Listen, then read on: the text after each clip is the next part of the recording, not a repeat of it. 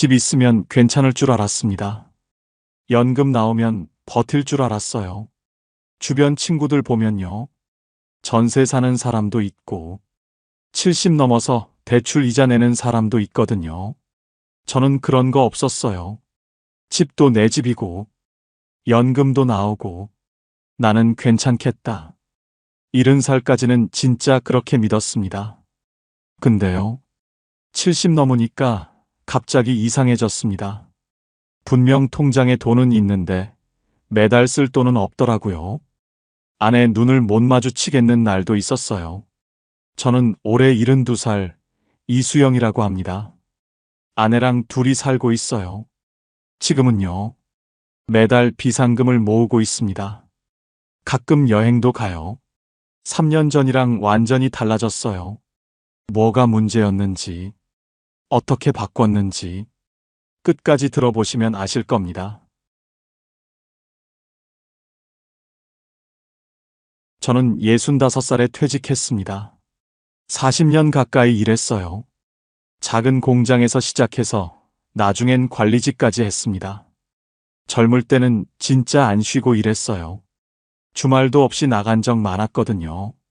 그래서 퇴직할 때는 솔직히 후련했습니다. 이제 좀 쉬어도 되겠다 싶었어요. 퇴직할 때 재산을 한번 따져봤어요. 아파트 3억, 저축 4천만 원, 국민연금 월 60만 원. 종이에 적어놓고 아내랑 같이 봤습니다. 우리 이 정도면 중간은 가겠다. 그때 그렇게 생각했어요. 아내도 고개 끄덕이더라고요. 그래. 우리 그래도 괜찮은 편이야. 주변 친구들 보면 저보다 못한 사람도 많았거든요. 동창 중에 진수라는 친구가 있어요. 그 친구는 아직도 전세예요. 만날 때마다 같은 얘기합니다. 집값 오를 때 샀어야 했는데 그때 왜 안 샀을까? 맨날 후회하더라고요. 저는 속으로 생각했어요. 나는 그래도 일찍 집 샀지. 입 밖으로 안 꺼냈지만요. 또 다른 친구 명호는요. 집은 있는데 대출이 아직 남았어요. 70 넘어서도 이자 내고 있더라고요. 지난번 만났을 때 그러더라고요. 퇴직금 절반이 대출 갚는 데 들어갔어. 매달 이자만 40만 원이야. 한숨을 쉬더라고요. 저는 그런 거 없었거든요. 집 대출 다 갚았고 전세도 아니고 내 집이니까 매달 나가는 이자 같은 거 없었어요. 속으로 이런 생각했습니다. 그래도 나는 낫네. 지금 생각하면 부끄러워요. 친구들 어려운 얘기 들으면서 비교하고 있었으니까. 근데 그때는 진심으로 그렇게 생각했어요. 아내한테도 그랬습니다. 우리는 그래도 괜찮은 편이야. 진수, 정열이, 명호, 무성이. 우리가 얼마나 나은지 알아? 아내도 동의했어요. 맞아. 집이라도 있으니까 다행이지. 대출 없는 게 어디야.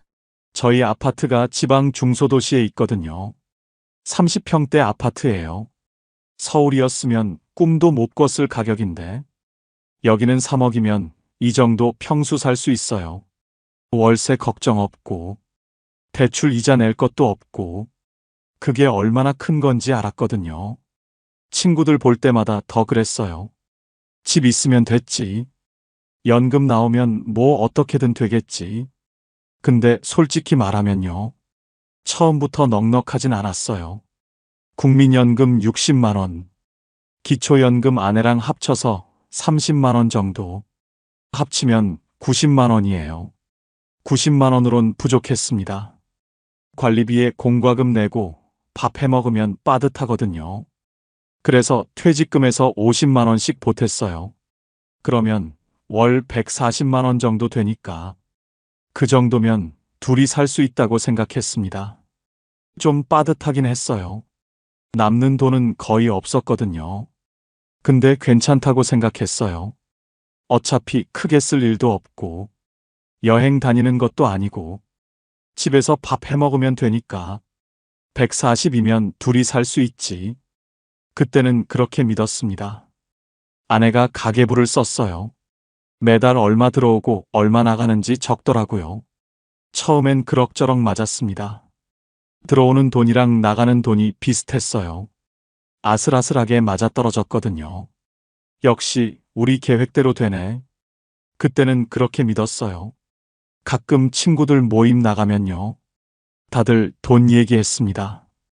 진수는 전세 만기 걱정하고, 명호는 대출 이자 걱정하고, 또 다른 친구는 자식한테 손 벌린 얘기하고, 저는 들으면서 고개만 끄덕였어요. 할 말이 없었거든요. 저는 그런 걱정이 없었으니까. 야, 수영이 너는 그래도 낫다. 집 다 갚았잖아? 연금도 나오고, 그 말 들을 때 기분이 묘했어요. 미안하기도 하고. 근데 솔직히 안심도 됐거든요. 그래, 나는 괜찮아. 70살 될 때까지 그렇게 믿었습니다. 근데요, 그게 착각이었어요. 집 있고 연금 나온다고 괜찮은 게 아니더라고요. 전세 사는 친구보다 낫다고 안심했는데, 대출 있는 친구보다 낫다고 생각했는데, 그게 다 소용없었어요. 그걸 70 넘어서 알았습니다. 3년 전, 그때부터 뭔가 이상해지기 시작했어요. 70살 되던 해였어요. 그때부터 뭔가 달라지기 시작했습니다. 처음엔 병원이었어요. 저는 혈압약을 먹거든요. 60대 후반부터 먹기 시작했는데, 그땐 한 달에 10,000원이면 됐어요. 근데 70 넘으니까 몸 여기저기서 신호가 오더라고요. 무릎이 아프고, 소화가 안 되고, 잠을 못 자겠고. 병원을 한 군데만 가는 게 아니에요. 내과 가고, 정형외과 가고, 이비인후과 가고, 약도 한두 개가 아니고요. 아내는 저보다 더 했어요. 무릎 주사 맞으러 다니거든요. 둘이 병원비만 한 달에 15만 원 넘게 나갔습니다. 예전엔 5만 원도 안 들었는데 갑자기 3배가 된 거예요. 경조사도 문제였어요. 60대 때는 결혼식이 많았거든요. 조카 결혼, 친구 자식 결혼. 그래도 축하하는 마음으로 갔어요. 70 넘으니까 장례식이 늘더라고요. 친구 부모님 돌아가시고, 선배 돌아가시고, 동네 어르신 돌아가시고, 한 달에 한두 번은 꼭 있었어요. 어떤 달은 3번도 있었습니다. 부의금이 5만 원이에요. 3번이면 15만 원이 나가는 거예요. 안 갈 수도 없잖아요. 아내가 그러더라고요. 이번 달도 경조사비가 많이 나갔네. 한숨을 쉬더라고요. 저도 할 말이 없었습니다. 줄일 수가 없으니까요. 명절도 부담이었어요. 자식들이 온다고 하면 반갑죠. 근데 반가운 것도 잠깐이에요. 장 봐야 하고, 손주들 용돈 줘야 하고, 추석 한 번에 30만 원은 나갔어요. 설날도 마찬가지고요. 예전엔 그 정도 쓸 여유가 있었거든요. 근데 지금은 그 30만 원이 너무 크게 느껴졌습니다. 아내한테 말 못했어요. 명절이 부담된다. 이런 말 어떻게 합니까? 자식들 오는 게 부담이라니. 그래서 그냥 속으로 삼켰습니다. 근데 통장은 거짓말을 안 하더라고요. 가계부를 보니까 답이 나왔어요. 월 140만 원 들어오는데 고정비가 50만 원이에요. 관리비, 공과금, 통신비, 보험료. 이것만 50만 원입니다. 남은 90만 원으로 먹고 살아야 해요. 식비 40만 원, 병원비 15만 원, 경조사 10만 원, 교통비 3만 원, 생필품 10만 원. 다 합치면 78만 원이에요. 90만 원에서 78만 원 쓰면 12만 원 남죠. 근데 이게 계산대로 안 되더라고요. 경조사 2번 겹치면, 명절 끼면, 갑자기 병원 가면, 그 달은 바로 적자예요. 퇴직금에서 50만 원씩 보태고 있었잖아요. 근데 어느 순간부터 그게 70만 원이 됐어요. 어떤 달은 80만 원도 보탰습니다. 처음엔 4천만 원 있었거든요. 3년 지나니까 2천만 원 아래로 떨어졌어요. 아내가 가계부 보면서 그러더라고요. 여보, 이러다 비상금 다 없어지겠어. 저도 알았어요. 근데 뭘 어떻게 해야 할지 모르겠더라고요. 더 벌 수도 없고, 덜 쓸 수도 없고, 병원을 안 갈 수도 없잖아요. 그때 아내가 한마디 했어요. 우리 왜 이래? 그 말이 제일 무서웠습니다. 화난 게 아니에요. 짜증난 것도 아니고요. 그냥 진짜 모르겠다는 거예요. 집도 있고 연금도 나오는데 왜 매달 이렇게 쪼들리는 거야? 저도 대답을 못했어요. 나도 모르겠으니까. 분명히 들어오는 돈은 있거든요. 근데 쓸 돈이 없어요. 매달 부족해요. 통장 잔고는 있는데, 그건 비상금이라 못 건드리겠고, 건드리면 진짜 끝이니까. 그 느낌 아세요? 돈이 없는 게 아닌데, 돈이 없는 기분. 숨이 막히는 것 같았어요. 친구들한테 말 못했습니다. 나 요즘 힘들어. 이런 말 어떻게 해요? 전세 사는 진수한테? 대출 있는 명호한테? 나는 집도 있고 연금도 나오는데 창피했어요. 그래서 혼자 끙끙 앓았습니다. 밤에 잠이 안 오더라고요. 천장 보면서 계산기 두드렸어요. 이렇게 하면 되나? 저렇게 하면 되나? 답이 안 나왔습니다. 그때 처음 생각했어요. 뭔가 근본적으로 잘못된 거 아닌가. 그러던 어느 날이었어요. TV에서 노후 관련 프로그램을 하더라고요. 평소 같으면 채널 돌렸을 거예요. 근데 그날은 왠지 보게 됐습니다. 제 상황이랑 비슷한 얘기가 나왔거든요. 전문가가 이런 말을 하더라고요. 노후가 무너지는 건 돈이 없어서가 아닙니다. 매달 들어오는 돈이 없어서예요. 그 말이 귀에 꽂혔어요. 자산이 많아도 현금이 안 돌면 힘듭니다. 집이 10억이어도 매달 쓸 돈이 없으면 가난한 거예요. 아내한테 그랬어요. 저거 우리 얘기 아냐? 아내도 TV를 보더니 한숨을 쉬더라고요. 맞아. 우리가 딱 저거야. 그날 밤에 다시 계산을 해봤어요.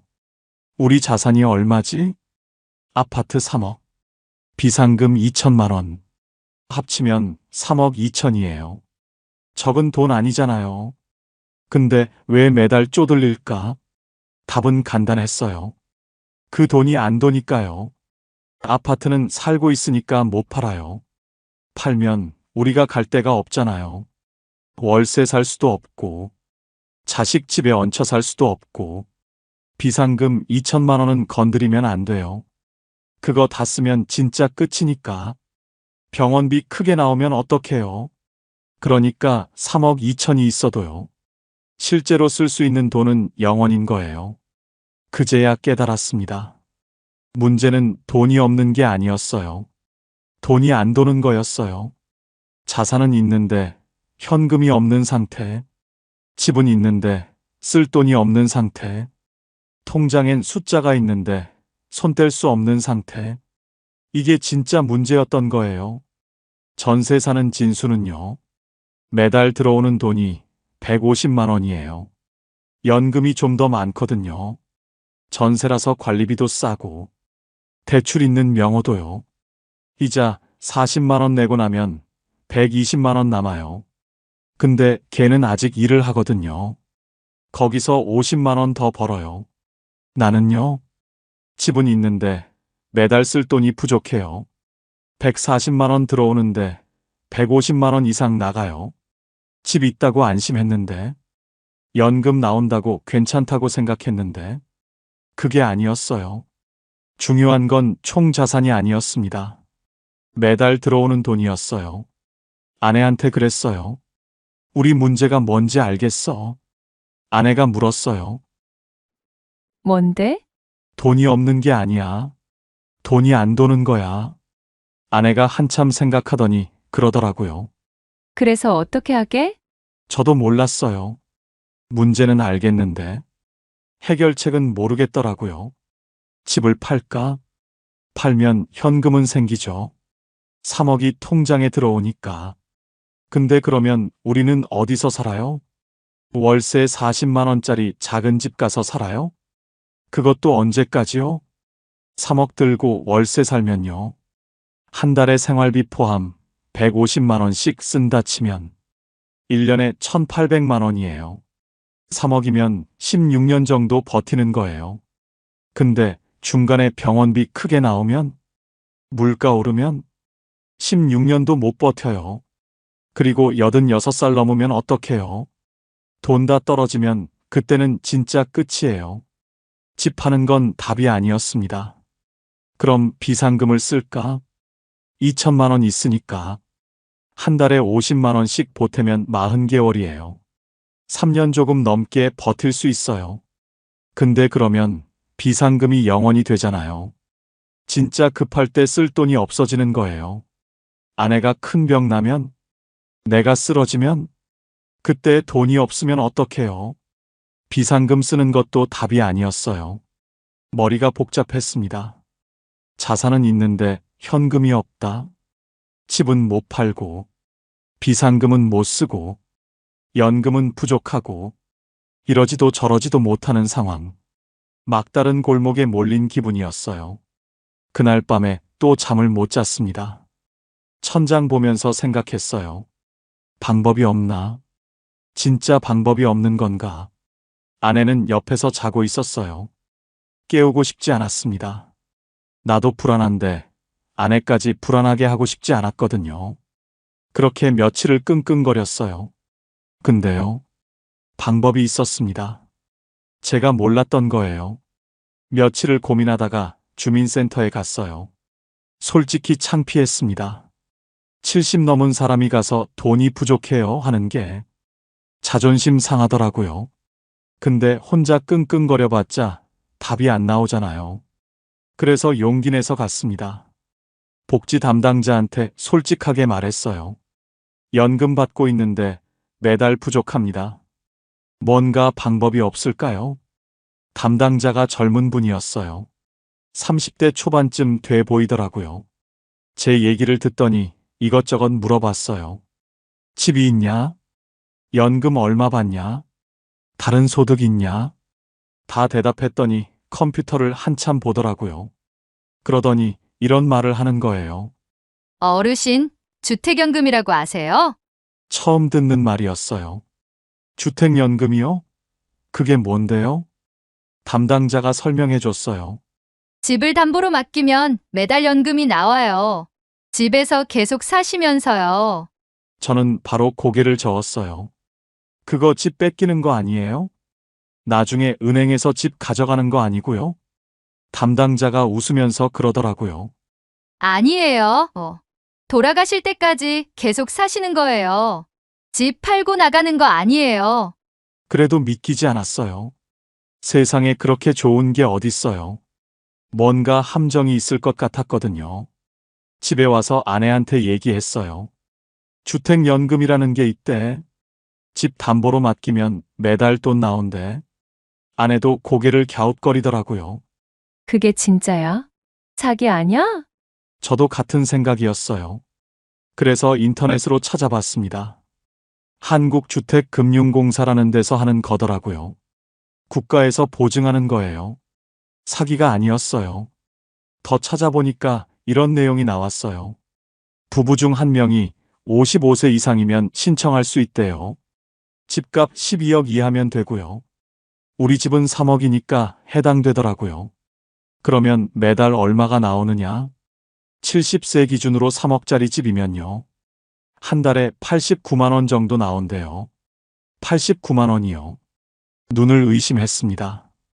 우리가 지금 연금으로 받는 게 90만 원이거든요. 그거랑 거의 비슷한 돈이 매달 더 들어온다고요? 아내한테 보여줬어요. 이거 봐. 89만 원이래. 아내도 놀라더라고요. 진짜? 매달? 매달. 근데 걱정이 됐어요. 이거 나중에 집값보다 더 많이 받으면 어떡해? 우리가 오래 살면 은행이 손해잖아. 그러면 나중에 더 내라고 하는 거 아냐? 그게 제일 무서웠거든요. 받을 만큼 받고 나서 더 내라고 하면. 그때는 어떡해요? 다시 찾아봤어요. 그랬더니 이런 내용이 있더라고요. 연금 수령액이 집값을 초과해도 추가 청구 없음. 이게 무슨 말이냐면요. 우리가 오래 살아서 집값보다 더 많이 받아도 그 차액을 갚으라고 안 한대요. 반대로 집값이 남으면요. 그건 자식한테 상속된대요. 아내가 그러더라고요. 세상에 이런 게 있었어? 왜 우리는 몰랐을까? 저도 같은 생각이었어요. 진작 알았으면 좋았을 텐데. 몰라서 3년을 끙끙거렸던 거예요. 담당자가 하나 더 알려줬어요. 노인 일자리 사업인데 하루 3시간씩 경로당 봉사, 청소 등 공익 활동을 하는 거라고요. 한 달이면 30만 원 정도 된다고 했어요. 30만 원이요. 크진 않지만 적은 돈도 아니잖아요. 그날 계산을 해봤어요. 지금 연금 90만 원, 주택연금 신청하면 89만 원, 노인 일자리 하면 30만 원, 합치면 209만 원이에요. 140만 원 받던 사람이 209만 원 받을 수 있다고요? 거의 70만 원이 더 생기는 거예요. 매달요. 그날 처음으로 희망이 보였어요. 막혀있던 게 뚫리는 느낌이었습니다. 근데요, 바로 신청할 수 있는 게 아니었어요. 아내가 그러더라고요. 잠깐. 이거 집 담보로 하는 거잖아. 나중에 애들한테 물려줄 집인데. 거기서 막혔습니다. 자식 문제. 이게 생각보다 복잡했어요. 주택연금 신청하려면요. 자식한테 먼저 말해야 할 것 같았어요. 법적으로는 안 그래도 된대요. 부부가 결정하면 되는 거래요. 근데 마음이 그렇지 않잖아요. 이 집은 나중에 애들한테 물려줄 집인데 그걸 담보로 잡는다? 말 안 하고 하면 나중에 문제될 것 같았어요. 아버지 왜 그랬어요? 이럴까 봐요. 아내도 같은 생각이었어요. 애들한테 얘기는 해야지. 나중에 알면 서운해할 거야. 그래서 아들한테 먼저 전화했습니다. 아들이 서울에 살거든요. 맞벌이의 애둘이에요. 바쁜 거 알아요. 전화했더니 반갑게 받더라고요. 아버지 웬일이세요? 할 얘기가 있어서 이번 주말에 내려올 수 있냐? 좀 뜸을 들였나 봐요. 아들이 걱정하더라고요. 무슨 일이에요? 아프세요? 아니, 아픈 건 아니고 그냥 얼굴 보고 얘기하고 싶어서. 그 주말에 아들이 내려왔어요. 며느리랑 손주들은 안 오고 혼자 왔더라고요. 밥 먹고 나서 얘기를 꺼냈어요. 아버지가 요즘 돈이 좀 부족하다. 연금으로는 빠듯해. 아들이 놀라더라고요. 그러셨어요? 왜 말씀 안 하셨어요? 말해서 뭐 하겠냐? 너희도 바쁜데. 아들이 한숨을 쉬더라고요. 아버지, 저희가 보태드릴게요. 저는 고개를 저었어요. 그러려고 부른 거 아니야. 다른 얘기하려고 그래. 주택연금 얘기를 꺼냈어요. 이 집 담보로 맡기면 매달 돈이 나온대. 한 달에 89만 원 정도. 그러면 좀 숨통이 트일 것 같다. 아들이 가만히 듣더라고요. 표정이 복잡해 보였어요. 한참 있다가 물었어요. 그러면 이 집은요? 우리가 살아있는 동안은 계속 살 수 있어. 근데 나중에 우리 없으면. 아들이 끄덕이더라고요. 집이 은행으로 가는 거죠? 그런 셈이지. 솔직히 아들이 반대할 줄 알았어요. 아버지, 그러지 마세요. 이럴 줄 알았거든요. 근데요. 아들이 그러더라고요. 아버지, 하세요. 저도 아내도 놀랐어요. 뭐? 하시라고요. 주택연금. 아들이 계속 말했어요. 저는 솔직히 이 집 상속받을 생각 없었어요. 서울에 제 집 있잖아요. 아버지 어머니가 편하게 사시는 게 중요하죠. 집 물려받는 것보다 그게 더 중요해요. 그 말 듣는데 코끝이 찡했어요. 이 녀석이 이렇게 컸구나. 근데요. 여기서 끝이 아니었어요. 아들이 물었어요. 근데 누나는요? 얘기하셨어요? 딸한테는 아직 말 안 했거든요. 아직. 아들이 그러더라고요. 누나한테도 얘기해야죠. 나중에 알면 서운해할 수도 있어요. 맞는 말이었어요. 딸한테도 말해야 했습니다. 딸은 같은 동네에 살아요. 차로 10분 거리예요. 그 주에 딸이 집에 왔어요. 아내가 미리 전화해서 오라고 했거든요. 딸한테도 똑같이 얘기했어요. 주택연금 할 거라고. 집 담보로 맡기면 매달 89만 원 나온다고. 딸 반응은 좀 달랐어요. 아버지, 진짜 힘드셨어요? 왜 저한테 말 안 하셨어요? 눈물이 그렁그렁 하더라고요. 딸은 좀 감정적이거든요. 말하면 뭐 하냐? 너도 살기 바쁜데? 딸이 그러더라고요. 저도 오빠랑 같은 생각이에요. 집보다 아버지, 어머니가 중요하죠. 편하게 사세요. 그날 딸이 가고 나서요. 아내가 그러더라고요. 애들이 컸네. 우리가 걱정한 게 부끄럽다. 저도 같은 생각이었어요. 자식들이 반대할까봐 겁났거든요. 근데 아니었어요. 오히려 우리보다 더 담담하게 받아들이더라고요. 그제야 마음이 놓였어요. 이제 진짜 신청해도 되겠다. 근데요. 주택연금만으론 부족했어요. 89만 원 더 들어오면 좋죠. 기존 연금 90만 원에 89만 원 더하면 179만 원이에요. 생활비 150만 원 쓰면 29만 원 남아요. 예전보다는 훨씬 낫죠. 근데 저는 욕심이 생겼어요. 비상금도 모으고 싶었거든요. 그러려면 수입이 더 있어야 했어요. 주민센터에서 들었던 그 얘기, 노인 일자리요. 그걸 해보기로 했습니다. 노인 일자리 신청하러 주민센터에 다시 갔어요. 담당자가 설명해 줬어요. 공익활동형이라고. 하루 3시간, 한 달에 30시간 정도.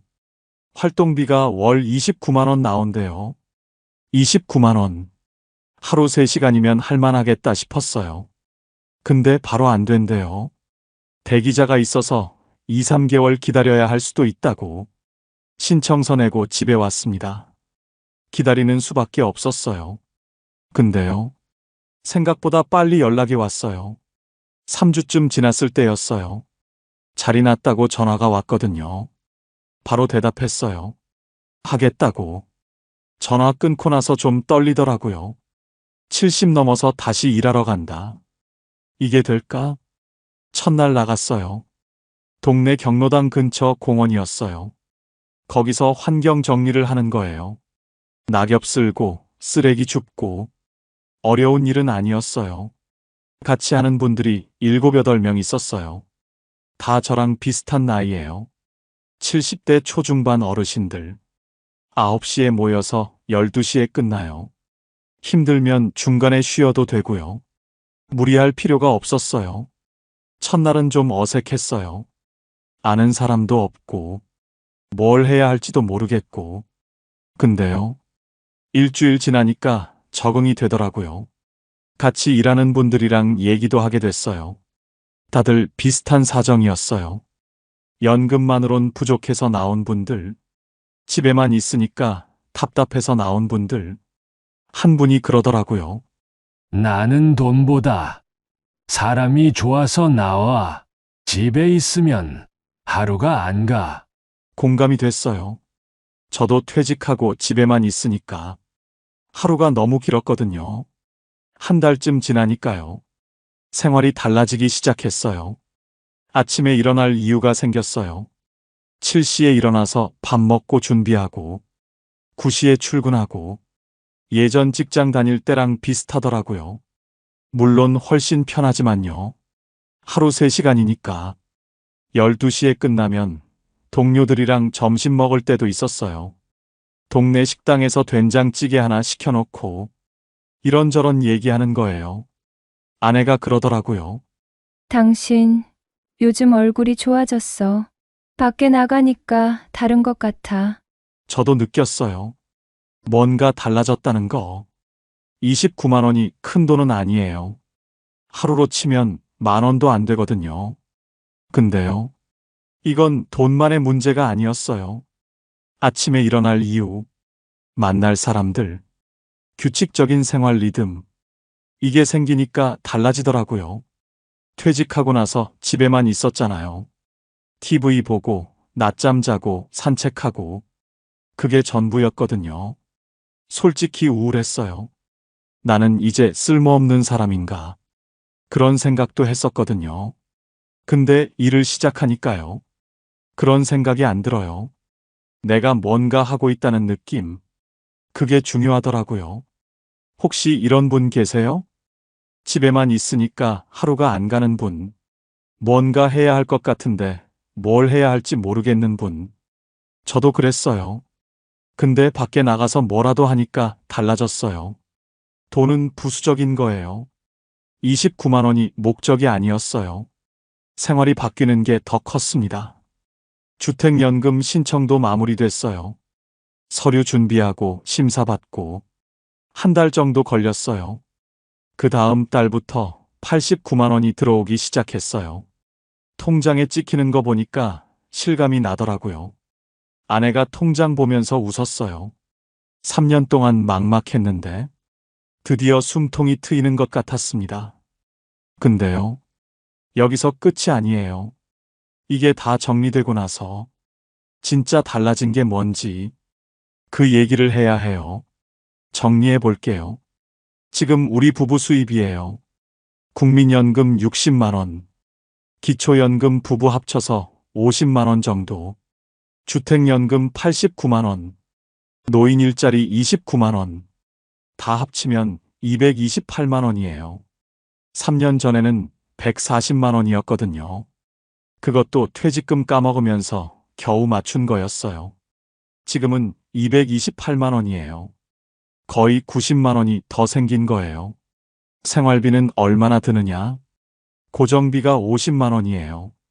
관리비 15만 원, 전기세 가스비 10만 원, 통신비 5만 원, 건강보험에 실손보험까지 20만 원. 여기까지가 50만 원입니다. 손도 안 댔는데 50만 원이 나가는 거예요. 변동비는 한 달에 70만 원 정도 들어요. 식비 40만 원, 병원비 10만 원, 경조사 10만 원, 생필품 7만 원, 교통비 3만 원, 다 합치면 120만 원이에요. 228만 원 들어오고 120만 원 나가면요. 108만 원이 남아요. 근데 이게 매달 딱 맞아 떨어지는 건 아니에요. 경조사 많은 달은 더 나가고 병원비 큰 달도 있거든요. 그래서 넉넉하게 잡아서 150만 원 쓴다고 치면요. 한 달에 78만 원 정도 남는 거예요. 3년 전에는 매달 마이너스였거든요. 퇴직금에서 50만 원, 70만 원씩 빠져나갔잖아요. 지금은 반대예요. 매달 돈이 쌓여요. 이게 얼마나 큰 차이인지 아세요? 3년 전에는요. 병원 갈 때마다 계산기 두드렸어요. 이거 해야 하나 말아야 하나. 약 이거 꼭 먹어야 하나. 지금은 안 그래요. 아프면 그냥 병원 가요. 필요한 약이 있으면 사요. 3년 전에는요. 손주 생일에 용돈 5만 원 주는 것도 고민했어요. 이번 달 빠듯한데 어떡하지? 지금은 안 그래요. 손주 오면 용돈 주고, 맛있는 것도 사주고, 눈치 안 봐요. 자식한테 손 안 벌려요. 이게 제일 커요. 3년 전에 아들이 그랬거든요. 아버지, 저희가 보태드릴게요. 저는 고개를 저었어요. 그때도 지금도요. 자식한테 손 벌리기 싫었어요. 걔들도 살기 바쁜데 내가 왜 짐이 돼요? 근데 3년 전에는 불안했어요. 이러다 진짜 손 벌려야 하는 거 아닌가? 퇴직금 다 떨어지면 어떡하지? 지금은 그런 걱정 안 해요. 내 돈으로 내가 살아요. 당당하게요. 아내 표정이 달라졌어요. 3년 전에는 한숨을 많이 쉬었거든요. 가계부 볼 때마다, 통장 볼 때마다, 요즘은 한숨 안 쉬어요. 오히려 웃을 때가 많아졌어요. 얼마 전에 아내가 그러더라고요. 우리 이번 달은 좀 남겠다. 그 말이 얼마나 좋은지 몰라요. 예전엔 이번 달도 빠듯한 애였거든요. 부자 됐냐고요? 아니요. 전혀요. 228만 원이 큰 돈은 아니에요. 여행 자주 다니고 그런 거 못해요. 비싼 거 사고 그런 것도 못하고요. 근데요. 불안하지 않아요. 그게 제일 중요해요. 3년 전에는 매일 불안했거든요. 이러다 어떡하지? 돈 다 떨어지면 어떡하지? 자식한테 손 벌려야 하나? 그 생각에 잠을 못 잤어요. 밤마다 천장 보면서 끙끙거렸거든요. 지금은 그런 거 없어요.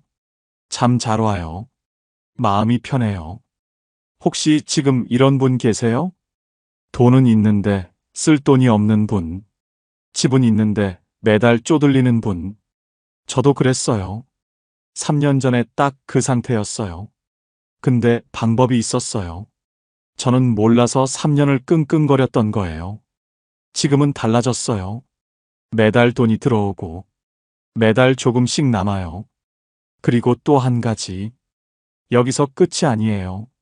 저는 지금 비상금을 다시 모으고 있어요. 3년 전에 다 까먹을 뻔했던 그 비상금요. 얼마나 모았는지. 이게 왜 중요한지. 이 부분 꼭 들으셔야 해요. 지금 저는 비상금을 모으고 있어요. 3년 전에 거의 바닥났거든요. 4천만 원 있던 게 2천만 원 아래로 떨어졌었어요. 그 속도로 가면 3년 안에 영원될 뻔했어요. 지금은 달라요. 매달 조금씩 쌓이고 있어요. 한 달에 70에서 80만 원 정도 남거든요. 거기서 50만 원씩 비상금으로 넣고 있어요. 나머지는 여유자금으로 두고요. 1년이면 600만 원이에요. 2년이면 1200만 원이고요. 이 속도면 5년 안에 3천만 원 모을 수 있어요. 원래 퇴직금 4천만 원엔 못 미치지만 그래도 비상금이 다시 쌓이고 있다는 게 중요해요. 비상금이 왜 중요하냐면요. 70 넘으면 언제 무슨 일이 생길지 몰라요. 아내가 갑자기 아플 수도 있고, 내가 쓰러질 수도 있고, 집에 뭐가 고장 날 수도 있고, 그때 쓸 돈이 있어야 해요. 없으면 자식한테 손 벌려야 하거든요. 저는 그게 싫어요. 그래서 비상금을 모으는 거예요. 3년 전에 그게 없어서 얼마나 불안했는지 몰라요. 퇴직금 줄어드는 거 보면서 이러다 어떡하지? 매일 그 생각이었거든요. 지금은 반대로 늘어나는 거 보잖아요. 그게 얼마나 마음이 편한지 몰라요. 가끔 여행도 가요. 1박 2일 정도. 가까운 데로요. 온천 가거나 바다 보러 가거나. 비싼 데 가는 거 아니에요. 숙소도 저렴한 데 잡고, 밥도 그냥 동네 식당에서 먹고. 그래도 좋아요. 아내랑 둘이 나가서 바람 쐬는 거. 그게 행복이더라고요. 3년 전에는 상상도 못했어요. 여행은 무슨, 그 돈 아껴야지. 그 생각밖에 없었거든요. 지금은 가끔 가요. 2달에 한 번 정도. 그 정도 여유는 생겼어요. 손주한테 용돈도 줘요. 생일 때 10만 원 주고, 명절 때 5만 원 주고, 가끔 과자 사주고. 큰 돈은 아니에요. 근데 눈치 안 보고 주는 게 중요해요. 3년 전에는 5만 원도 고민했거든요. 이번 달 빠듯한데? 그 생각하면서 줬어요. 지금은 안 그래요. 손주 오면 반갑게 용돈 주고, 맛있는 거 사주고. 그게 되니까 기분이 달라요. 친구들 만날 때도 달라졌어요. 예전에는 모임 자체가 부담이었거든요. 밥값 내야 하니까. 한 번 나가면 2, 3만 원은 드니까. 그래서 안 나간 적도 많았어요. 핑계 대고, 바쁘다고 하고. 지금은 나가요. 한 달에 2~3번 정도. 친구들 만나서 밥 먹고 차 마시고. 그게 얼마나 좋은지 몰라요. 사람 만나는 게요. 퇴직하고 제일 외로웠던 게 그거거든요. 만날 사람이 없다는 거. 갈 데가 없다는 거. 지금은 일자리에서 만나는 분들도 있고, 친구들 모임도 나가고, 사람이 많아졌어요. 저는 부자가 아니에요. 월 228만 원 버는 사람이에요. 150만 원 쓰고 70에서 80만 원 남기는 사람이에요. 근데요, 자식한테 손 안 벌려요. 병원 갈 때 계산기 안 두드려요. 손주한테 용돈 줄 때 눈치 안 봐요. 가끔 여행도 가요. 친구들도 만나요. 그리고 비상금이 다시 쌓이고 있어요. 매달요. 이게 부자는 아니어도 괜찮은 노후 아니에요? 제가 드리고 싶은 말씀은요. 노후가 무너지는 이유, 돈이 없어서가 아니에요. 집이 있어도, 연금이 나와도, 매달 쓸 돈이 없으면 무너져요. 중요한 건 총 자산이 아니에요. 매달 들어오는 돈이에요. 저는 그걸 70 넘어서 깨달았어요. 3년을 끙끙거리고 나서요. 여러분은 저보다 빨리 준비하세요. 미리 알면 미리 대비할 수 있으니까요. 오늘 영상 도움이 되셨을까요? 구독하시면 다음 이야기도 받아보실 수 있어요. 노후 준비, 연금, 생활비. 현실적인 이야기 계속 들려드릴게요. 봄날 이야기였습니다. 감사합니다. 월세 10만 원. 그 말을 듣고 눈이 번쩍 뜨였습니다. 이제 나도 행복할 수 있겠다. 따뜻한 방, 안전한 환경, 좋은 이웃들. 복지주택에 들어가면 모든 게 해결될 줄 알았습니다. 그래서 바로 신청했고 석 달 전 이사했습니다. 그런데 살아보니 알았습니다. 현실은 제가 생각했던 것과 달랐습니다. 완전히 나쁜 건 아니에요. 하지만 완전히 좋지도 않았습니다. 오늘은 그 진짜 이야기를 해보려 합니다. 복지주택을 고민하시는 분이라면 꼭 들어야 할 이야기입니다. 경기도 시흥 정왕 25년 된 오래된 빌라 1층이 제가 살던 집이었습니다. 처음엔 괜찮았습니다. 작지만 햇살도 들고 지하철역까지 걸어서 20분이면 됐거든요. 하지만 세월이 흐르니 모든 게 달라졌습니다. 벽지는 색이 바래고 장판은 군데군데 찢어졌습니다. 겨울이면 창문 틈으로 바람이 들어와 커튼이 살짝 흔들렸죠. 그때마다 손으로 창문을 꾹 눌러보며 혼잣말했습니다. 이번 겨울만 잘 버티면 괜찮겠지. 보증금 1,000만 원에 월세 30만 원. 관리비와 전기세, 가스비까지 합치면 한 달에 45만 원은 꼭 나갔습니다. 국민연금 70만 원, 기초연금 30만 원. 한 달 수입은 100만 원 남짓이었습니다. 들어오는 돈의 절반이 그냥 지나가 버렸습니다. 재봉일도 이제는 손님이 거의 없었습니다. 정숙 언니, 요즘은 다 인터넷으로 옷 맞춰요. 그 말이 괜히 서운했습니다. 그날 밤 다려놓은 1,000조각을 접으며 한참을 멍하니 있었습니다. 라디오에서는 낮게 트로트가 흘러나왔고 기계 위엔 먼지가 얹혔습니다. 익숙한 노래였지만 그날따라 참 쓸쓸했습니다. 이 나이에 이 돈 내면서 사는 게 맞을까? 문득 그런 생각이 들었습니다. 이제 72. 딸은 직장에 바쁘고 손주들은 방학에도 오지 않습니다. 혼자 살다 보니 밥하는 일도 귀찮아졌습니다. 냉장고 문을 열면 익은 김치 한 통, 두부 조각 하나. 그걸로 국을 끓이고 밥을 비벼 먹는 게 제 하루의 일상이었습니다. 밤마다 TV를 틀어놓고 앉아 있으면 웃음소리와 박수소리 사이에 허전함이 섞여 들렸습니다. 그게 제 삶의 소리였습니다. 며칠 뒤 동네 복지관에 점심을 먹으러 갔습니다. 밥을 다 먹고 나서 설거지를 기다리는데 옆자리에 앉은 분이 이야기하셨습니다. 정숙 씨, 복지주택 신청해 봤어요? 요즘 그거 좋다던데. 복지주택이요? 응, 월세 10만 원이래요. 밥도 먹을 수 있고 엘리베이터도 있다네요. 그 말을 듣는 순간 귀가 쫑긋 섰습니다. 처음엔 믿기지 않았습니다. 10만 원이라니 그게 진짜 가능할까 싶었죠. 하지만 그날 집으로 돌아오는 길 내내 그 생각뿐이었습니다. 그런 곳이 정말 있다면 나도 조금은 살 수 있지 않을까? 그날 밤 잠이 쉽게 오지 않았습니다. 방 천장에 비친 가로등 빛이 살짝 흔들렸습니다. 그 빛을 보며 생각했습니다. 10만 원이면 나도 조금은 살 수 있지 않을까? 손끝이 살짝 떨렸지만 서류를 챙겨 LH 지사로 향했습니다. 지사 앞에는 나와 비슷한 사람들이 줄을 서 있었습니다. 기대와 걱정이 섞인 표정들. 직원이 말했습니다. 시흥 정황에도 몇 곳 있어요. 보증금 1,000만 원, 월세 10만 원 정도세요. 정말 그렇게 싸요? 네. 소득 기준만 맞으면 신청 가능하세요. 그 말에 얼굴이 붉어졌습니다. 부끄러움과 희망이 함께 밀려왔습니다. 돌아오는 버스 창문에 비친 내 얼굴이 왠지 낯설었습니다. 이제 나도 조금은 숨 쉴 수 있겠구나. 그렇게 생각하니 눈물이 고였습니다.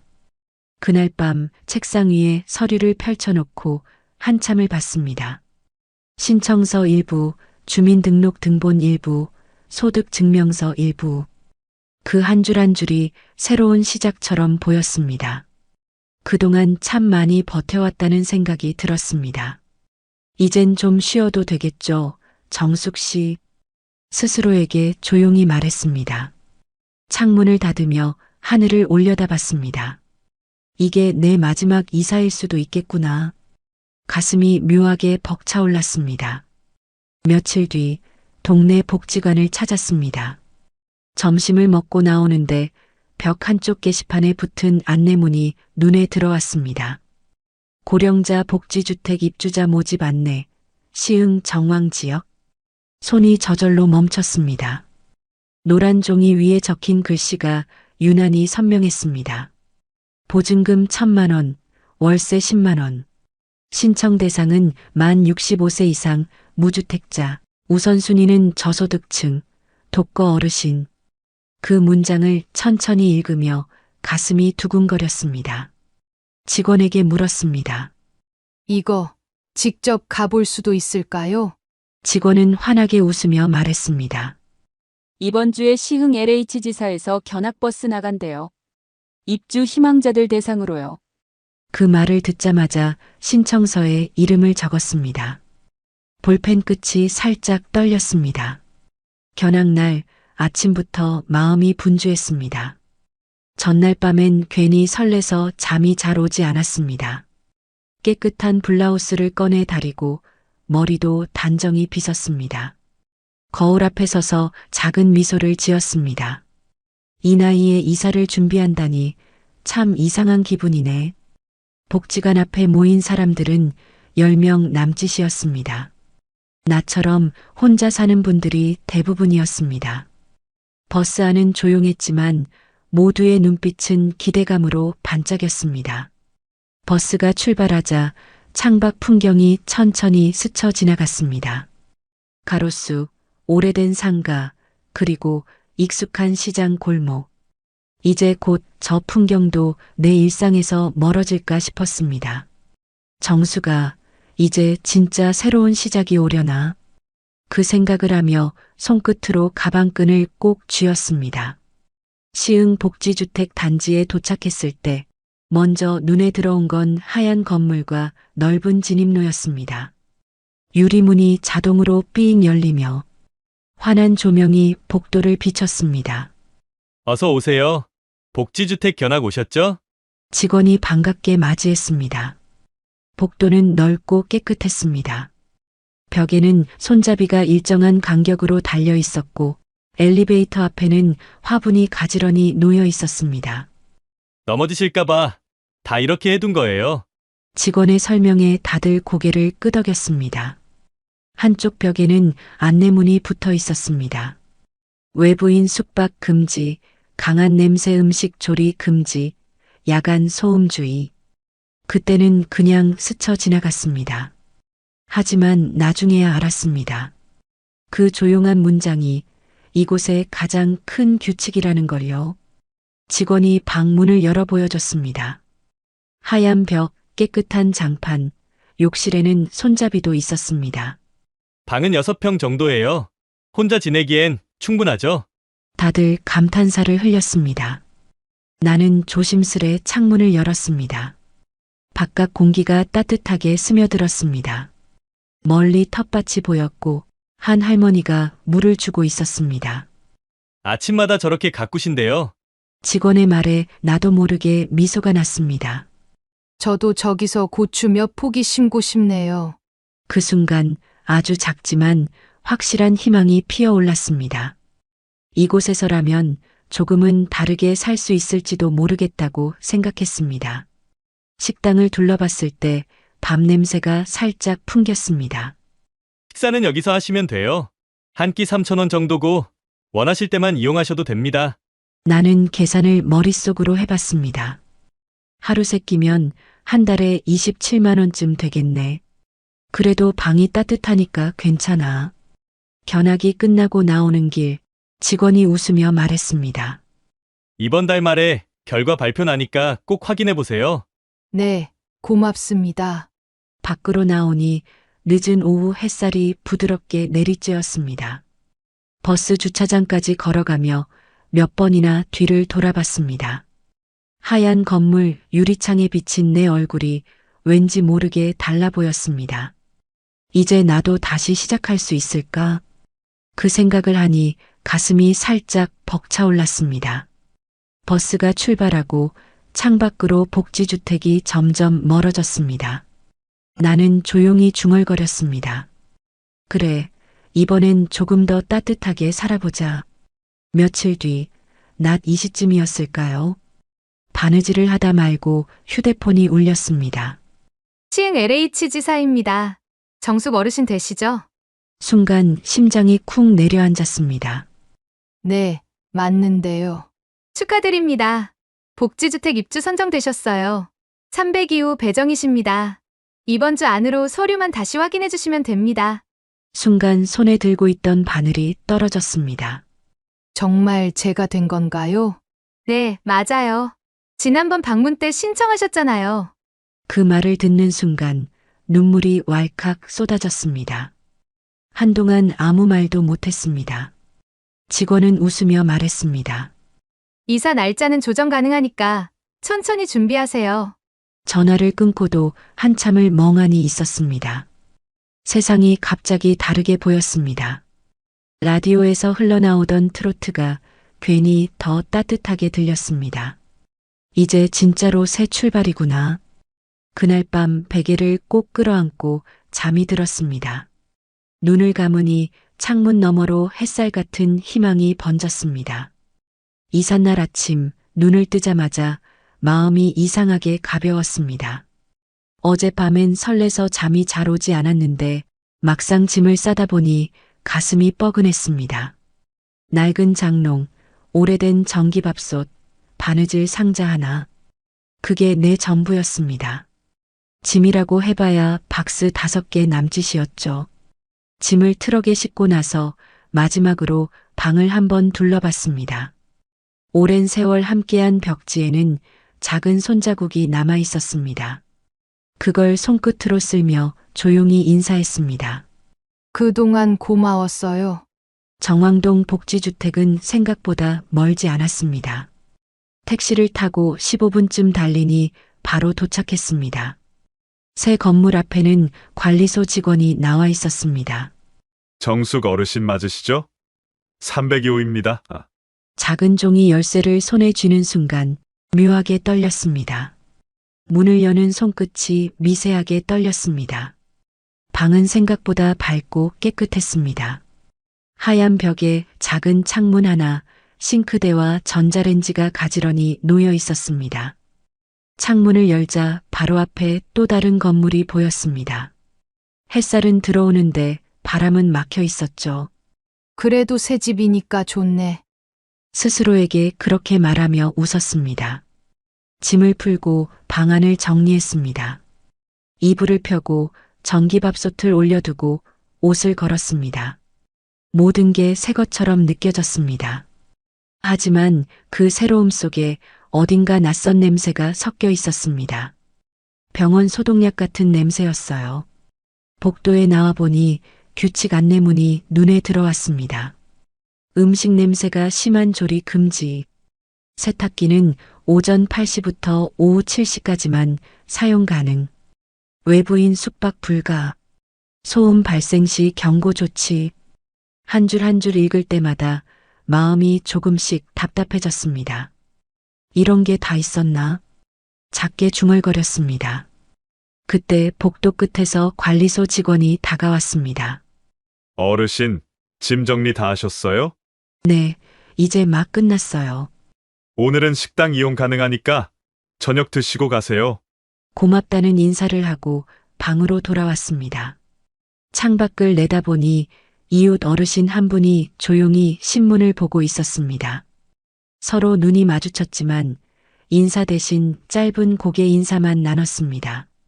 그때 문득 생각이 스쳤습니다. 여긴 참 조용하네. 너무 조용하네. 라디오를 켜볼까 하다가 그만뒀습니다. 혹시 소리가 새어나가면 민폐가 될까 싶었거든요. 대신 휴대폰으로 트로트를 작게 틀어놓았습니다. 그마저도 금세 껐습니다. 낮에는 따뜻했지만 저녁이 되자 분위기가 달라졌습니다. 복도 불빛은 희미하게 깜빡였고 문틈 사이로 바람이 스며드는 듯한 냉기가 느껴졌습니다. 밖에서는 아무 소리도 들리지 않았습니다. 이렇게 조용한 게 맞나? 그 생각이 마음속에 맴돌았습니다. 밥을 지어보려다 말고 편의점 도시락을 꺼냈습니다. 새로운 시작이라면서도 괜히 의욕이 나지 않았습니다. 식탁에 앉아 한 숟가락 떠먹다가 멈췄습니다. 이상하게 낯설다. 텔레비전을 켰지만 뉴스 소리조차 차갑게 느껴졌습니다. 아무리 불을 켜도 방 안이 텅 빈 느낌이 들었습니다. 그날 밤 이불을 덮고 누워 있는데 복도에서 삑 하는 소리가 났습니다. 어디선가 문이 닫히는 소리도 희미하게 들렸습니다. 그 소리들이 너무 또렷하게 들렸습니다. 그래, 처음이니까 그렇겠지. 스스로를 달래며 눈을 감았습니다. 하지만 그날은 이상하게 잠이 쉽게 오지 않았습니다. 눈을 뜨니 천장 불빛이 희미하게 깜빡거렸습니다. 낯선 집의 냄새, 낯선 소리, 낯선 공기, 모든 게 나를 바라보는 것 같았습니다. 그때 처음 느꼈습니다. 행복할 줄 알았는데 뭔가 조금 다르다. 이사 온 지 이틀째 되는 날, 처음으로 복지주택 식당에 내려갔습니다. 엘리베이터 앞에는 안내문이 붙어 있었습니다. 식당 이용 시간 오전 7시 반부터 9시 반까지. 문이 열리자 따뜻한 밤 냄새가 스며들었습니다. 그 냄새가 참 오랜만이었습니다. 식당 안은 조용했습니다. 하얀 벽, 스테인리스 식판, 그리고 벽에 붙은 오늘의 식단표, 쌀밥, 된장국, 계란말이, 무생채. 보기만 해도 마음이 편해졌습니다. 식권을 받으며 직원에게 물었습니다. 한 끼 얼마인가요? 직원이 웃으며 말했습니다. 한 끼 3,000원이에요. 한 달 정액으로 하시면 25만 원이에요. 그 말을 듣고 손가락이 잠시 멈췄습니다. 3,000원이면 싸다고 생각했지만 한 달로 계산하니 금세 큰 돈이었습니다. 국민연금 70만 원, 기초연금 30만 원, 한 달 수입은 100만 원 남짓, 월세 10만 원, 관리비와 전기세, 수도세를 합치면 약 7만 원, 식사비 25만 원을 더하면 벌써 절반이 넘습니다. 이 정도면 낫겠지 싶으면서도 한숨이 절로 나왔습니다. 그래도 밥 한 숟가락 뜨는 순간 입안으로 퍼지는 따뜻한 국물 맛에 그 모든 계산이 잠시 잊혔습니다. 그래, 이 정도면 괜찮지. 혼잣말처럼 중얼거렸습니다. 옆자리에 순자 씨가 말을 걸었습니다. 처음 오셨어요?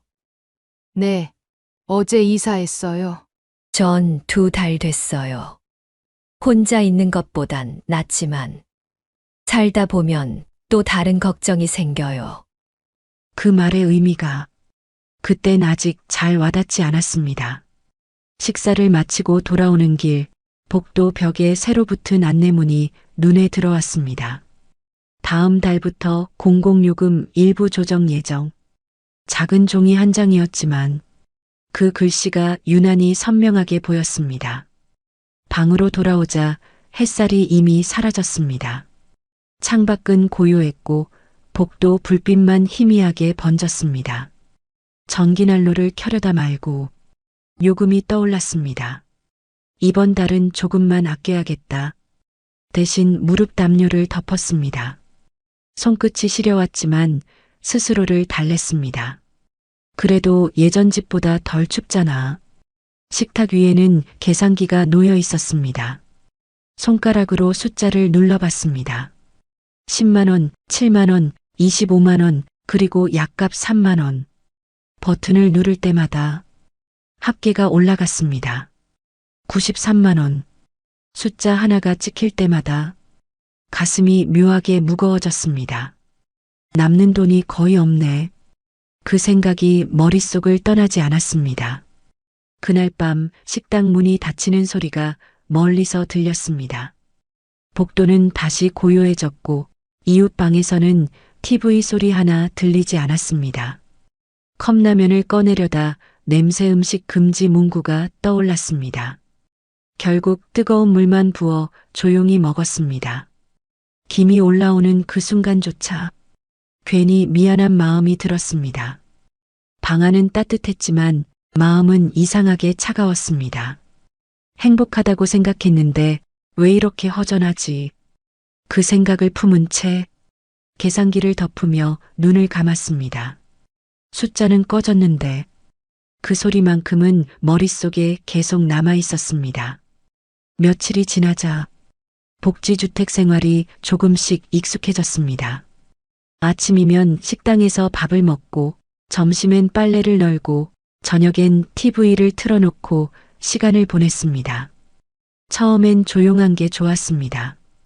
윗집 발소리도 없고 누가 찾아오지도 않았습니다. 온전히 나만의 공간이 생긴 것 같았죠. 하지만 며칠 지나니 그 고요가 낯설게 느껴졌습니다. 하루 종일 사람 목소리를 듣지 않는 날도 생겼습니다. 라디오를 틀어놓아도 금세 끄게 되더군요. 소리가 방 안에 울리면 오히려 외로움이 더 크게 다가왔습니다. 그나마 순자 씨가 있어 다행이었습니다. 같은 층에 사는 분이었는데 식당에서 자주 마주치며 인사를 나누게 됐습니다. 정숙 씨, 오후에 차 한잔 하실래요? 그 말이 어쩐지 따뜻했습니다. 우리는 복도 끝 작은 테이블에 앉아 커피 믹스를 나눠 마셨습니다. 순자 씨는 웃으면서 말했습니다. 여기 오면 좋은 점도 많아요. 난방 걱정 없고 밥도 나오고. 근데 마음이 좀 답답하죠. 나는 고개를 끄덕였습니다. 그래도 예전보다 덜 춥잖아요. 그것만으로도 감사하죠. 그때는 정말 그렇게 생각했습니다. 그런데 그 말의 의미를 곧 알게 되었습니다. 주말이 되자 딸이 아이를 데리고 찾아왔습니다. 손주가 내 품으로 뛰어들며 외쳤습니다. 할머니, 우리 놀자. 그 한마디에 가슴이 따뜻해졌습니다. 집안이 갑자기 환해졌습니다. 딸은 도시락을 펼치고 손주는 바닥에 앉아 장난감을 꺼냈습니다. 그 순간만큼은 이곳이 너무나 평범하고 행복한 집 같았습니다. 그런데 복도에서 발소리가 들리더니 잠시 후 초인종이 울렸습니다. 문을 열자 관리소 직원이 서 있었습니다. 어르신, 외부인 숙박은 안 되는 거 아시죠? 오늘만 있다 갈 거예요. 하루라도 숙박은 안 됩니다. 9시 전에는 나가셔야 해요. 순간 공기가 식었습니다. 딸이 난처한 얼굴로 나를 바라봤습니다. 엄마, 그럼 우리 그냥 갈게요. 그래, 늦기 전에 가야지. 억지로 웃었지만 목소리가 떨렸습니다. 손주는 미처 다 먹지 못한 김밥을 도시락통에 담았습니다. 할머니, 다음에 또 올게요. 작은 손이 내 손을 꼭 잡았다가 금세 놓였습니다. 문이 닫히자 방 안은 금세 고요해졌습니다. 식탁 위엔 덜 먹은 반찬이 그대로 남아 있었습니다. 라디오를 켰지만 음악이 귀에 들어오지 않았습니다. 소리가 방 안에서 메아리처럼 울렸습니다. 그때 복도에서 순자 씨가 지나가다 물었습니다. 가족 다녀가셨어요? 응. 잠깐 왔다 갔어요. 나도 그랬어요. 딸이 왔는데 방에는 못 들어오고 차 안에서 얘기만 하다 갔어요. 그 말을 듣는 순간 마음 한쪽이 서늘해졌습니다. 사람이 이렇게 가까이 있는데 이렇게 멀 수도 있구나 싶었습니다. 문 하나 사이로 온기가 막혀버린 기분이었습니다. 창문을 열자 바람이 살짝 스며들었습니다. 멀리서 아이들이 뛰노는 소리가 들렸습니다. 그 웃음소리가 이상하게 멀게 느껴졌습니다. 이불을 덮으며 생각했습니다. 나는 따뜻한 방이 필요했는데 이젠 마음이 더 추워진 것 같네. 손끝이 시려워 담요를 더 당겨 덮었습니다. 불은 켜져 있었지만 방 안이 유난히 어두워 보였습니다. 눈을 감아도 손주의 얼굴이 자꾸 떠올랐습니다. 그리고 그 작고 따뜻한 손이 내 손에서 떨어지던 그 순간이 자꾸 생각났습니다. 그날 밤 방 안은 유난히 조용했습니다. 딸과 손주가 떠난 지 몇 시간이 지났는데도 웃음소리가 귓가에 맴돌았습니다. 식탁 위엔 아직도 그들이 먹던 김밥 한 줄이 남아 있었습니다. 포장 비닐이 반쯤 벗겨진 채로 식지 않은 듯한 온기가 남아 있더군요. 그걸 치우려다 잠시 멈췄습니다. 괜히 그 온기마저 사라질까 봐서요. 라디오를 켜볼까 하다가 그만두었습니다. 음악이 흘러나와도 이 고요를 메우기엔 역부족일 것 같았습니다. TV를 켜도 마찬가지였습니다. 웃음소리와 박수소리가 들리면 들릴수록 내 방이 더 공허하게 느껴졌습니다. 창문을 열자 바깥 공기가 스며들었습니다. 밤 공기는 차가웠지만 그 안엔 사람 사는 냄새가 있었습니다. 멀리서 자동차 소리, 개 짖는 소리, 아이들 뛰노는 소리까지 희미하게 들려왔습니다. 그 소리가 낯익게 느껴졌습니다. 그건 내가 잃어버린 일상의 소리였습니다. 이곳에선 그런 소리가 없습니다. 문을 닫으면 완벽한 정적이 찾아옵니다. 처음엔 그게 좋았습니다. 시끄럽지 않고 방해받지 않는다는 게. 그런데 지금은 너무 조용해서 답답했습니다. 숨소리조차 방 안에 울려 퍼지는 기분이었습니다. 침대에 앉아 벽을 바라봤습니다. 깨끗한 흰 벽엔 아무 장식도 없었습니다. 예전 집 벽에는 손주가 그린 그림이 붙어 있었죠. 할머니 집이라고 쓰여 있던 그 낙서가 지금은 어딨는지 모르겠습니다. 이불을 덮고 누웠습니다. 난방이 잘 돼서 방은 포근했지만 마음은 계속 차가웠습니다. 그럴 때면 괜히 라디오 다이얼을 만지작거립니다. 지직거리는 소음 사이로 어느 낯선 남자의 목소리가 들렸습니다. 오늘 하루도 수고 많으셨습니다. 짧은 멘트였는데 이상하게 그 한마디에 눈물이 고였습니다. 누군가 내 하루를 알아봐주는 것만 같았거든요. 순자 씨 말이 떠올랐습니다. 여긴 따뜻하지만 마음은 자꾸 식어요. 그땐 무슨 뜻인지 몰랐는데 이제는 그 말이 정확히 무슨 의미인지 알 것 같았습니다. 밤 9시가 조금 넘자 복도 불빛이 하나씩 꺼졌습니다. 누군가의 문이 닫히는 소리가 들렸고 잠시 후엔 아무 소리도 나지 않았습니다. 그때 갑자기 복도 끝에서 삑 하는 경보음이 들렸습니다. 누군가 문을 열었나 봅니다. 나는 괜히 귀를 기울였습니다. 누군가가 아직 깨어 있다는 그 사실이 왠지 모르게 위로가 됐습니다. 시간이 천천히 흘러 시계 초침 소리만 들렸습니다. 한 칸, 한 칸 움직일 때마다 마음도 같이 내려앉는 듯 했습니다. 잠이 오지 않아 창가로 걸어갔습니다. 커튼을 살짝 걷자 다른 방의 불빛들이 보였습니다. 어떤 창문은 환히 켜져 있고 어떤 창문은 깜빡이다가 꺼졌습니다. 그 불빛 하나하나가 사람의 마음처럼 보였습니다. 저 불빛 속에도 나 같은 사람이 있겠지. 그 생각이 들자 가슴이 조금 시려왔습니다. 탁자 위엔 딸이 두고 간 귤이 있었습니다. 하나를 까서 입에 넣었습니다. 달고 시큼한 맛이 동시에 느껴졌습니다. 그 맛이 마치 지금 내 마음 같았습니다. 귤 껍질을 쓰레기통에 버리며 중얼거렸습니다. 그래도 괜찮아. 여긴 따뜻하니까. 그 말은 나를 위로하기 위한 말이었습니다.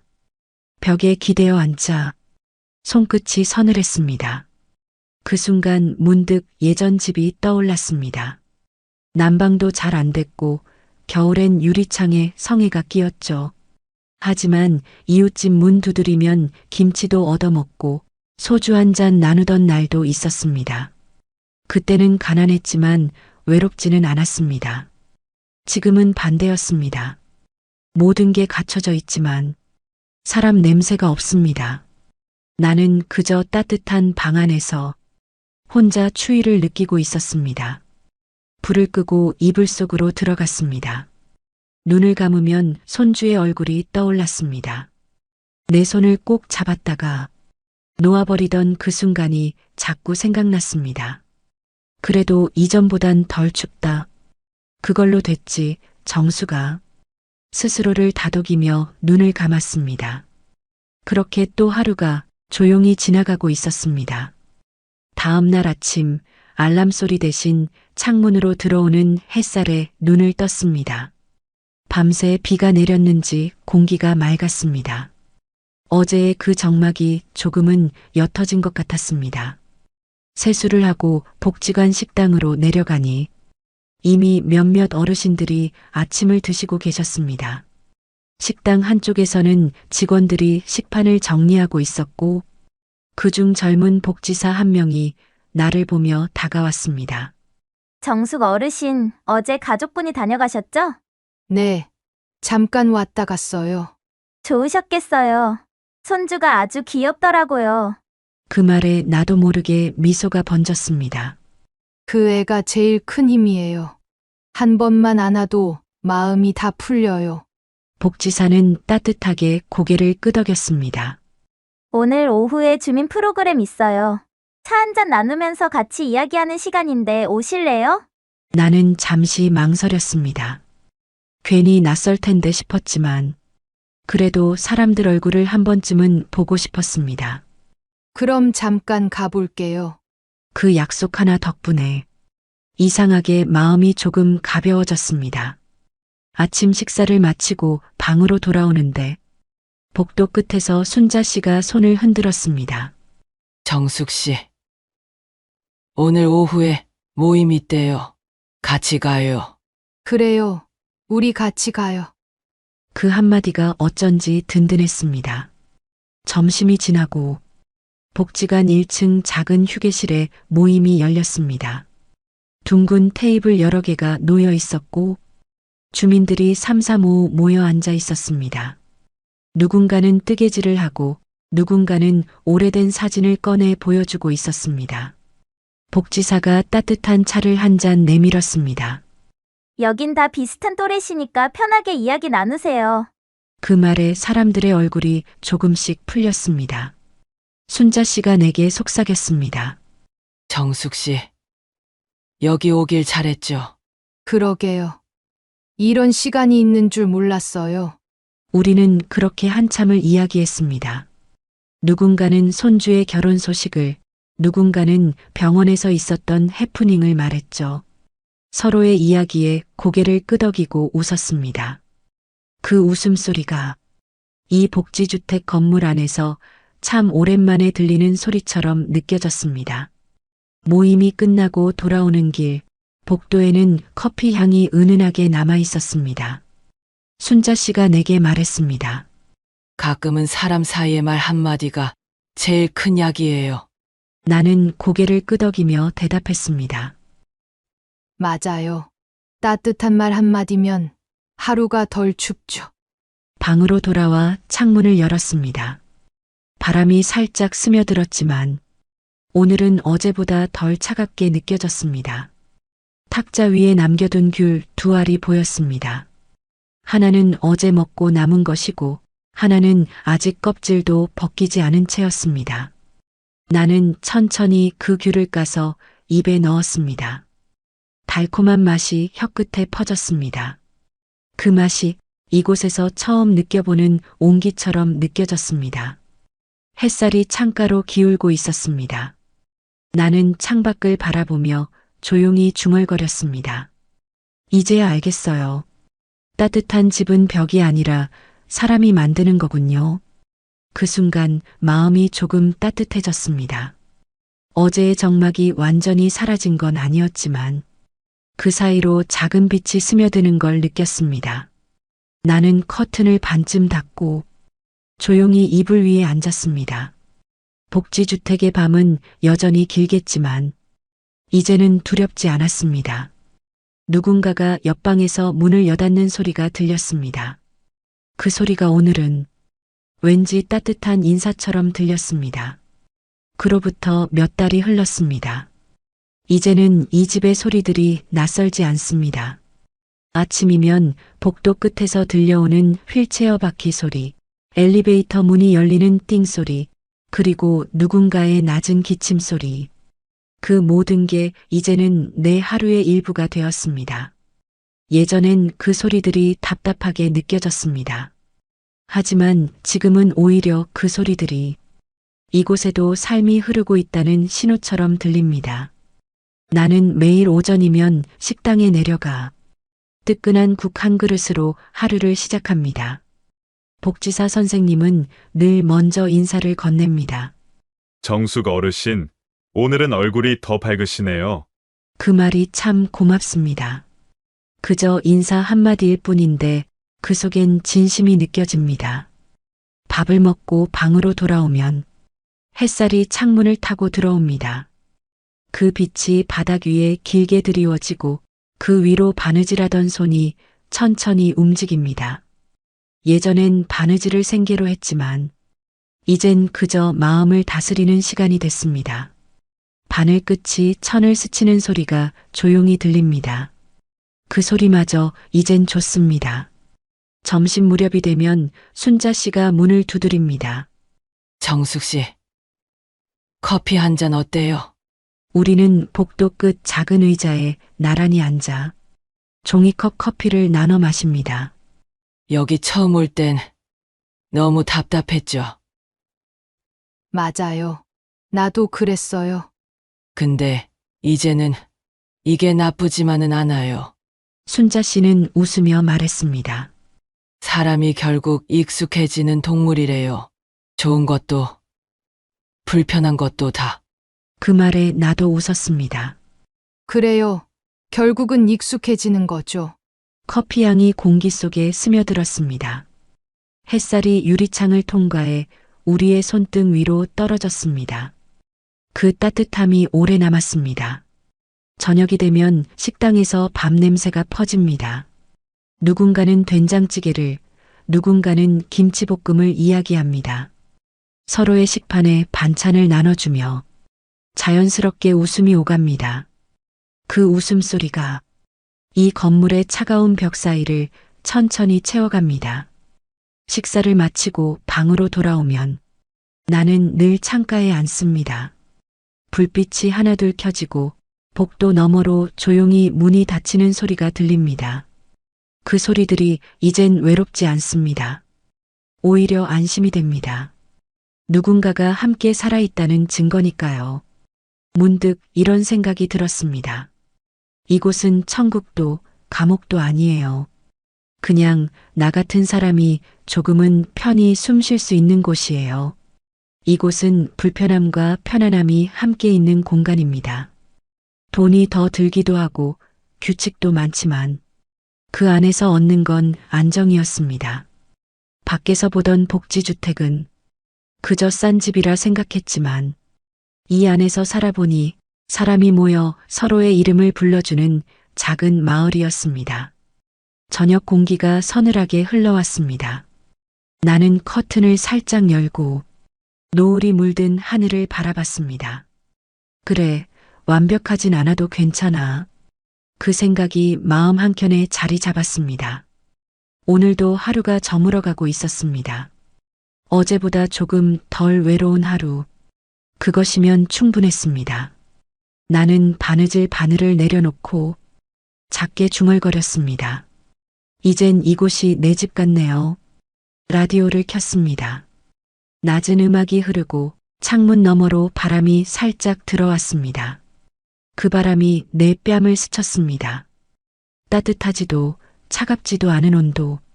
딱 지금 내 마음 같았습니다. 삶이란 게 그렇죠. 모든 게 완벽할 순 없지만 조금 덜 외롭고 조금 더 따뜻하면 그걸로 된 거예요. 오늘도 이렇게 하루를 잘 살아냈습니다. 그리고 그게 충분했습니다. 잠시나마 제 이야기가 당신의 하루에 작은 위로가 되길 바랍니다. 함께 해주셔서 감사합니다. 다음 이야기에서 다시 찾아뵙겠습니다. 구독과 좋아요는 이 채널을 계속 이어갈 수 있는 큰 힘이 됩니다. 감사합니다.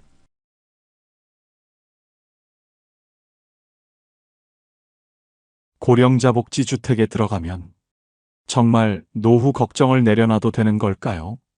최점순 씨는 월세 5만 원에서 12만 원이라는 말을 처음 들었을 때 솔직히 마음이 많이 놓였다고 했습니다. 집 걱정만큼은 이제 끝났구나. 그렇게 생각하며 이곳에 들어왔습니다. 하지만 생활이 시작되고 나서야 월세 말고 미처 계산하지 못했던 현실들이 조금씩 모습을 드러내기 시작합니다. 오늘은 고령자 복지주택에서 실제로 생활하고 있는 한 분의 이야기를 들려드립니다. 최점순 씨는 올해 72살입니다. 3년 전까지만 해도 서울 외곽의 작은 빌라에서 전세로 살고 있었어요. 보증금 5천만 원. 그게 그가 가진 전부였습니다. 남편이 먼저 세상을 떠난 뒤 혼자 살기 시작한 지 벌써 8년. 국민연금과 기초연금 합쳐서 70만 원 남짓이 한 달 생활비였어요. 그런데 문제가 생겼습니다. 집주인이 전세를 월세로 바꾸겠다고 했거든요. 보증금 2천만 원에 월세 35만 원. 계산을 해봤어요. 전세금 차액 3천만 원이 손에 들어와도 매달 35만 원씩 나가면 7년이면 바닥이 납니다. 그때 나이가 79. 80 되기 전에 또 집을 구해야 하는 거예요. 그는 밤잠을 설쳤습니다. 이 나이에 또 이사를 해야 하나. 그것도 돈이 다 떨어진 다음에. 그러다 주민센터에서 처음 들었어요. 고령자 복지주택이라는 게 있다고. 보증금 300만 원. 월세 5만 원. 거기다 한번 들어가면 평생 살 수 있다고요. 처음엔 믿기지 않았어요. 그런 집이 진짜 있어? 신청하고 몇 달을 기다렸습니다. 그리고 당첨 연락을 받았어요. 5천만 원 전세금 중 300만 원만 보증금으로 내고 나머지는 고스란히 손에 남았습니다. 매달 70만 원 중 5만 원만 월세로 나가니까 65만 원이 생활비로 남았어요. 입주 전에 현장을 보러 갔습니다. 건물 안에 경로당도 있고 건강관리실, 식당까지 갖춰져 있었어요. 문턱 없는 구조에 화장실엔 안전 손잡이까지. 혼자 살아도 안심이 되겠구나. 복지관이 바로 붙어 있으니 외롭지도 않겠구나. 이사 날짜를 잡으면서 오랜만에 마음이 가벼웠습니다. 드디어 걱정 없이 살 수 있는 집이 생겼구나. 이제 노후 걱정은 끝이구나. 그때까지만 해도 그는 진심으로 그렇게 믿고 있었습니다. 입주 첫날, 최점순 씨는 빈 방에 서서 한참을 둘러봤습니다. 넓지는 않았어요. 하지만 혼자 살기엔 충분했습니다. 창문으로 햇살이 들어왔고 바닥은 깨끗했어요. 화장실 손잡이를 잡아보니 튼튼하게 고정돼 있었습니다. 여기서 살면 되겠구나. 이제 진짜 내 집이구나. 짐을 풀면서 계속 그 생각만 했어요. 월세 5만 원. 이 돈이면 한 달에 65만 원이 남는다. 밥 해먹고 병원 다니고 가끔 손주한테 용돈도 줄 수 있겠다. 그는 그렇게 계산하고 있었습니다. 그런데요. 첫 달이 지나고 나서야 그가 빠뜨린 게 있다는 걸 알게 됐어요. 월세는 5만 원이 맞았습니다. 하지만 그게 전부가 아니었어요. 전기세 고지서가 왔습니다. 혼자 사는데 뭘 얼마나 썼다고. 그렇게 생각하며 열어봤어요. 1만 8천 원. 의료급여 수급자라 할인이 적용됐는데도 그 정도가 나왔습니다. 며칠 뒤 수도세 고지서가 왔어요. 8천 원. 가스비도 왔습니다. 난방은 거의 안 틀었는데 밥 해먹고 물 때운 것만으로 1만 원이 나왔어요. 그는 고지서들을 나란히 놓고 계산기를 두드렸습니다. 전기, 수도, 가스 합치니까 3만 6천 원이었어요. 월세보다는 적었지만 어쨌든 매달 나가는 돈이었습니다. 그때 처음 생각했어요. 아, 이건 내가 몰랐던 부분이구나. 하지만 끝이 아니었어요. TV 수신료 청구서가 또 왔습니다. 휴대폰 요금도 있었어요. 원래 쓰던 거니까 당연히 내 돈이었고요. 그리고 가장 큰 게 남아 있었습니다. 밥. 고령자 복지주택이라고 해서 식사가 나오는 줄 알았냐고요? 그건 아니었어요. 건물 안에 식당이 있긴 했습니다. 하지만 공짜가 아니었어요. 한 끼에 3천 원에서 4천 원. 저렴한 편이긴 하지만 매일 3끼를 다 사 먹으면 한 달에 27만 원이 넘어갑니다. 그래서 그는 직접 해먹기로 했어요. 근처 마트에서 장을 봤습니다. 쌀, 계란, 두부, 채소. 아끼고 아껴서 샀는데도 일주일치에 3만 원이 들었어요. 한 달이면 12만 원. 반찬 사고 가끔 외식하면 15만 원은 금방 넘었습니다. 그는 다시 계산기를 꺼냈어요. 월세 5만 원. 공과금 3만 6천 원. 식비 15만 원. 통신비까지 합치면 한 달에 25만 원 정도가 나갔습니다.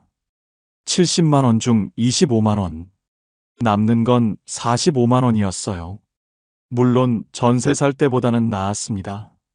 월세 35만 원 내면서 생활비까지 쓰던 때보다는 훨씬 숨통이 트인 건 맞았어요. 그런데 마음 한쪽이 허전했습니다. 월세 5만 원이라는 말만 듣고 한 달에 5만 원만 나가는 줄 알았거든요. 생활비가 따로라는 건 당연한 건데 왜 그걸 생각 못했을까? 그는 스스로에게 물었습니다. 사실 이건 이 집만의 문제는 아니에요. 어디서 살든 밥은 먹어야 하고 전기는 써야 하잖아요. 다만 그가 기대했던 건 이 집에 들어오면 다 해결된다는 거였어요. 현실은 달랐습니다. 집값은 해결됐지만 생활은 여전히 스스로 꾸려가야 했어요. 그는 그때부터 가계부를 쓰기 시작했습니다. 어디서 얼마가 나가는지 눈으로 직접 확인하고 싶었거든요. 한 달, 2달이 지나면서 그는 서서히 이 집의 구조를 이해하게 됩니다. 월세가 싼 건 맞다. 하지만 그게 생활 전체가 싸다는 뜻은 아니다. 이 집은 주거비만 낮춰주는 곳이지 생활비까지 책임져주는 곳은 아니었어요. 그걸 받아들이는데 시간이 조금 필요했습니다. 입주한 지 석 달쯤 됐을 때였습니다. 그날따라 몸이 좀 이상했어요. 아침부터 머리가 무겁고 온몸이 으슬으슬했거든요. 감기인가 싶어서 약을 먹고 누웠습니다. 저녁이 되니까 열이 올랐어요. 이마를 짚어보니 뜨거웠습니다. 혼자 사는 집에서 열이 나면 참 막막하거든요. 누가 물 한 잔 떠다 주는 것도 아니고 이마에 수건 올려주는 사람도 없어요. 그는 침대에 누운 채 천장만 바라봤습니다. 고령자 복지주택이니까 누군가 와서 도와주지 않을까. 잠깐 그런 생각이 스쳤어요. 하지만 아무도 오지 않았습니다. 당연한 거예요. 이곳은 요양원이 아니거든요. 건물 안에 건강관리실이 있긴 했습니다. 낮 시간에 간호사가 상주하는 곳이에요. 혈압도 재주고 간단한 건강 상담도 해줘요. 그런데 밤에는 문을 닫습니다. 그가 열이 난 건 저녁 8시쯤이었어요. 건강관리실은 이미 닫혀 있었고 복지관도 운영 시간이 끝난 뒤였습니다. 비상벨이 있긴 했어요. 화장실과 침실에 설치된 빨간 버튼. 위급할 때 누르면 관리실로 연결된다고 했어요. 그런데 열이 난다고 비상벨을 누를 수는 없잖아요. 119를 부를 정도는 아니었고 그냥 누워서 버텨야 하는 상황이었습니다. 그는 물을 마시려고 일어났어요. 어지러웠습니다. 부엌까지 걸어가는 게 힘들었어요. 겨우 물을 떠서 돌아와 다시 누웠습니다. 그때 생각했어요. 만약 지금 쓰러지면 어떻게 되지? 아무도 모르겠구나. 아들한테 전화할까 싶었지만 밤늦은 시간에 걱정만 끼칠 것 같았어요. 그래서 참았습니다. 다음 날 아침, 열은 조금 내렸지만 몸은 여전히 무거웠어요. 그는 건강관리실로 내려갔습니다. 간호사가 체온을 재주고 약국에서 약을 사오라고 했어요. 병원 가셔야 할 것 같아요. 혼자 가실 수 있으세요? 간호사가 물었습니다. 그는 고개를 끄덕였어요. 혼자 갈 수 있다고 했습니다. 사실은 자신이 없었어요. 버스 타고 병원까지 가는 게 쉽지 않을 것 같았거든요. 그런데 다른 방법이 없었습니다. 이곳에서는 아파도 병원은 스스로 가야 했어요. 누가 데려다주는 시스템이 아니었습니다. 그는 천천히 옷을 입고 버스 정류장까지 걸어갔어요. 10몇 분 정도 거리였는데 그날은 30분처럼 느껴졌습니다. 병원에서 진료받고 약 타서 돌아오니까 오후가 다 됐어요. 집에 들어와서 다시 누웠습니다. 그리고 생각했어요. 이 집은 건강한 사람을 위한 집이구나. 복지시설이 있다고 해서 누군가 돌봐주는 게 아니었어요. 건강관리실은 상담을 해주는 곳이지 간병을 해주는 곳이 아니었습니다. 아프면 스스로 병원에 가야 하고 약도 스스로 챙겨 먹어야 했어요. 만약 거동이 어려워지면 이 집에서 계속 살 수 있을까? 그는 처음으로 그런 생각을 했습니다. 입주할 때는 몰랐어요. 건강하니까요. 혼자서 다 할 수 있으니까요. 그런데 하룻밤 아프고 나니까 보이는 게 달라졌습니다. 이 집은 혼자 생활할 수 있는 사람을 위한 곳이에요. 스스로 밥 해먹고, 스스로 병원 다니고, 스스로 일상을 꾸려갈 수 있는 사람. 그게 이 집의 전제였습니다. 도움이 필요한 순간이 오면 이 집은 더 이상 선택지가 아닐 수도 있어요. 그는 며칠 뒤 완전히 나았습니다. 다시 평소처럼 생활하게 됐어요. 하지만 그날 밤의 기억은 남았습니다. 혼자 열이 나서 누워있던 밤, 천장만 바라보며 버텼던 시간, 그때 느꼈던 막막함은 쉽게 잊히지 않았어요. 어느 주말이었어요. 아들이 오랜만에 찾아온다고 했습니다. 손주도 데리고 온다고요. 최점순 씨는 아침부터 분주했어요. 방을 치우고 과일을 깎아놓고 손주가 좋아하는 과자도 사뒀습니다. 오후 2시쯤 아들이 도착했어요. 손주가 뛰어들어오면서 안겼습니다. 할머니! 그 한마디에 마음이 풀어졌어요. 아들은 집안을 둘러봤습니다. 깔끔하고 안전하게 돼 있다며 안심이 된다고 했어요. 거실에 앉아서 이야기를 나눴습니다. 손주는 과자를 먹으며 돌아다녔고요. 시간이 금방 갔어요.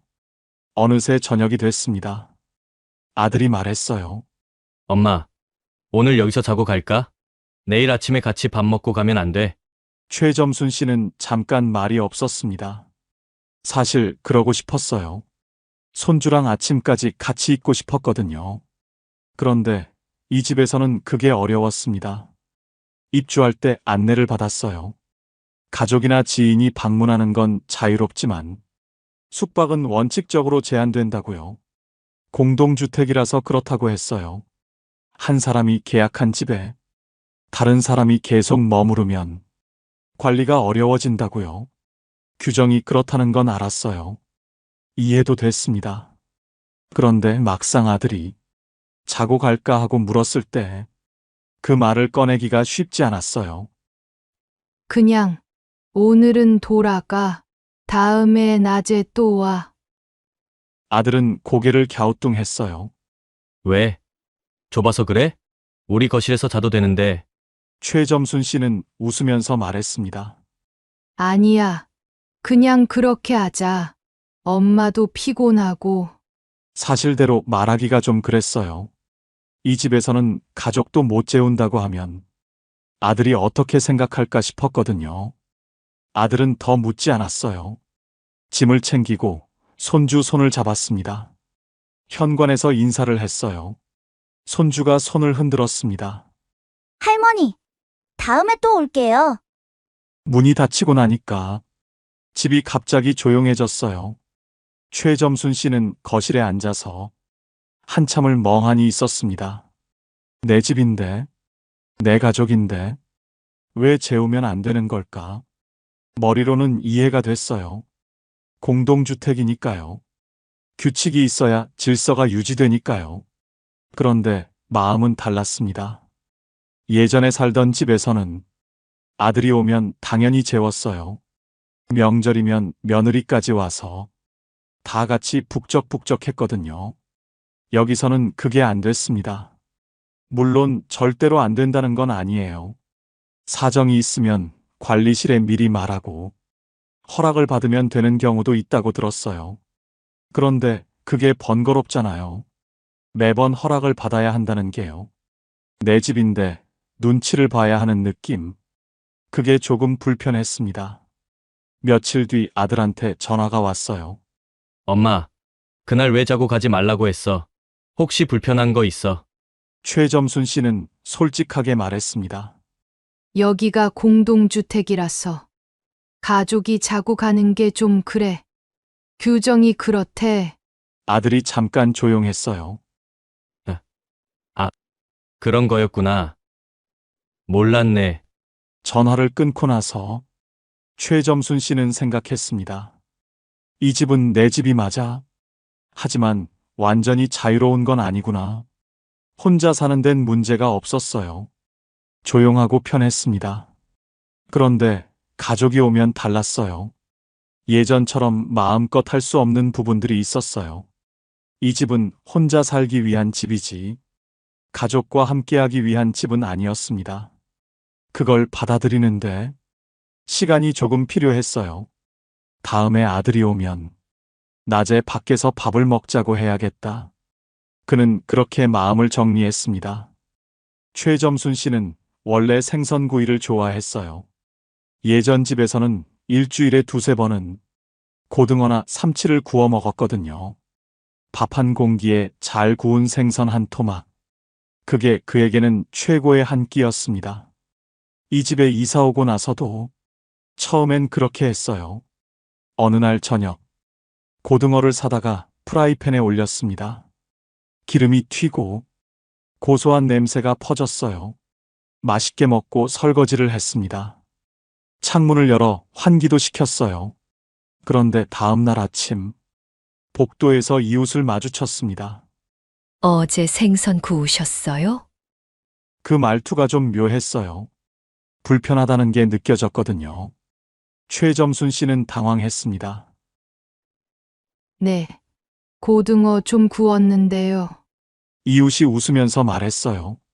냄새가 좀 났어요. 복도까지 퍼지더라고요. 다음엔 환기 좀 더 해주세요. 얼굴이 화끈거렸습니다. 내 집에서 내가 밥을 해 먹는데 그게 뭐가 문제가 되나? 속으로는 그런 생각이 들었어요. 그런데 말대꾸를 할 수는 없었습니다. 아, 네. 죄송해요. 다음엔 조심할게요. 집에 들어와서 한참을 앉아 있었어요. 예전 집에서는 그런 소리 들은 적이 없었거든요. 빌라였지만 환기만 잘하면 됐었어요. 여기는 달랐습니다.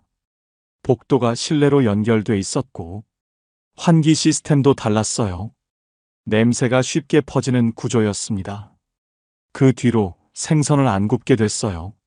먹고 싶을 때는 마트에서 구운 걸 사다 먹었습니다. 집에서 직접 굽는 건 포기했어요. 김치찌개도 조심하게 됐습니다. 고춧가루 많이 넣고 끓이면 냄새가 강하거든요. 된장찌개도 마찬가지였어요. 언제부턴가 요리할 때 냄새부터 생각하게 됐습니다. 이건 냄새 안 나나? 이웃한테 피해 안 주나? 밥 한 끼 해먹는 게 이렇게 신경 쓰이는 일이 될 줄은 몰랐어요. 냄새만 그런 게 아니었습니다. 어느 날 저녁, TV를 보다가 깜빡 잠이 들었어요. 자정쯤 눈을 떴는데 TV가 그대로 켜져 있었습니다. 소리가 꽤 컸어요. 부랴부랴 리모컨을 찾아서 껐습니다. 다음 날 또 이웃을 마주쳤어요. 어젯밤에 TV 소리 좀 났어요. 밤에는 조금만 줄여주시면 안 될까요? 또 그 말이었습니다. 최점순 씨는 사과했어요. 깜빡 잠이 들었다고요. 그 뒤로는 저녁 9시만 넘으면 TV 소리를 확 줄였습니다. 가끔은 귀가 어두워서 소리를 키우고 싶을 때도 있었어요. 그런데 그러면 또 민폐가 될 것 같았어요. 이어폰을 사야 하나? 그런 생각까지 했습니다. 엘리베이터에서도 마찬가지였어요. 혼자 탈 때는 괜찮았는데 다른 입주자와 함께 타면 괜히 눈치가 보였습니다. 인사를 해야 하나? 말을 걸어야 하나? 가만히 있으면 무뚝뚝해 보이나? 별것 아닌 것 같지만 매일 반복되니까 은근히 신경이 쓰였어요. 복도에서 통화할 때도 조심했습니다. 목소리가 울리거든요. 아들한테 전화가 오면 얼른 집 안으로 들어가서 받았어요. 예전에는 안 그랬거든요. 어디서든 편하게 받았는데 여기서는 그게 잘 안 됐습니다. 불편하다고 해야 할까요? 그건 좀 다른 것 같아요. 불편하다기보다는 신경 쓸 일이 많아졌다는 거예요. 혼자 사는 집인데 혼자만의 생활은 아닌 느낌. 내 행동 하나하나가 누군가에게 영향을 줄 수 있다는 걸 늘 의식하면서 사는 거예요. 최점순 씨는 원래 조용한 편이었어요. 남한테 피해 주는 걸 싫어했고요. 그래서 적응은 어렵지 않았습니다. 다만 가끔 생각했어요. 예전처럼 마음 편하게 생선 굽고 TV 크게 틀고 아무 눈치 안 보고 살던 때가 문득 그리울 때가 있었어요. 이 집에서의 생활은 배려가 기본이었습니다. 나만 편하면 되는 게 아니라 옆집도 윗집도 아랫집도 다 같이 신경 써야 했어요. 그게 공동주택이라는 거였습니다. 익숙해지는데 시간이 좀 걸렸어요. 지금은 많이 적응했습니다. 그래도 가끔은 생각해요. 고등어 한 마리 마음껏 굽고 싶다. 최점순 씨가 이 집을 처음 봤을 때 위치는 크게 신경 쓰지 않았어요. 버스 정류장까지 걸어서 15분, 병원까지는 버스로 20분, 마트는 걸어서 10분 거리. 나쁘지 않다고 생각했습니다. 예전에 살던 동네보다 조금 외진 건 맞았어요. 하지만 감당할 수 있는 정도였거든요. 입주 초반에는 괜찮았습니다. 날씨 좋은 날 마트까지 걸어가는 게 산책처럼 느껴지기도 했어요. 버스 타고 병원 다녀오는 것도 별로 힘들지 않았고요. 그런데 시간이 지나면서 조금씩 달라지기 시작했습니다. 그해 겨울이 유난히 추웠어요. 병원 가는 날이었습니다. 두꺼운 외투를 입고 집을 나섰어요. 버스 정류장까지 15분. 예전엔 그냥 걸었던 거리였는데 그날은 유독 멀게 느껴졌습니다. 바람이 세게 불었거든요. 목도리를 둘러도 얼굴이 시렸어요. 중간에 한 번 쉬었습니다. 아파트 화단 옆 벤치에 잠깐 앉았어요. 숨을 고르고 다시 걸었습니다. 정류장에 도착하니까 버스가 막 떠난 뒤였어요. 다음 버스는 20분 뒤 바람 부는 정류장에서 20분을 기다렸습니다. 병원에 도착했을 때는 이미 지쳐 있었어요. 진료받고 약 타고 다시 버스를 기다렸습니다. 집에 돌아오니까 오후 4시였어요. 아침 10시에 나갔는데 6시간이 걸린 거예요. 그날 저녁밥도 제대로 못 먹고 바로 누웠습니다. 너무 피곤했거든요. 그때 처음 생각했어요. 이 거리가 앞으로도 괜찮을까? 지금은 걸을 수 있으니까 괜찮아요. 버스도 탈 수 있고요. 그런데 5년 뒤에는, 10년 뒤에는 다리가 더 약해지면 이 15분이 30분이 될 수도 있어요. 버스 계단 오르는 게 힘들어질 수도 있고요. 병원 한 번 가는 게 하루 일이 될 수도 있겠구나. 그런 생각이 들었습니다. 여름에도 마찬가지였어요. 장을 보러 마트에 갔습니다. 쌀이랑 채소를 좀 샀어요. 짐이 무거웠습니다. 양손에 장바구니를 들고 집까지 걸어왔어요. 10분 거리라고 했는데 그날은 20분이 넘게 걸렸어요. 중간에 2번이나 멈춰서 짐을 내려놓고 쉬었거든요. 땀이 비 오듯이 흘렀습니다. 집에 도착해서 짐을 내려놓고 한참을 헐떡거렸어요. 쌀 한 포대가 이렇게 무거웠나? 예전엔 별것 아니었는데 그때 느꼈습니다. 거리는 그대로인데 내 몸이 달라지고 있구나. 젊었을 때 10분 거리와 70이 넘어서의 10분 거리는 같은 거리가 아니었어요. 택배로 시키면 되지 않냐고요? 맞아요. 요즘은 쌀도 배달이 되고 채소도 주문할 수 있어요.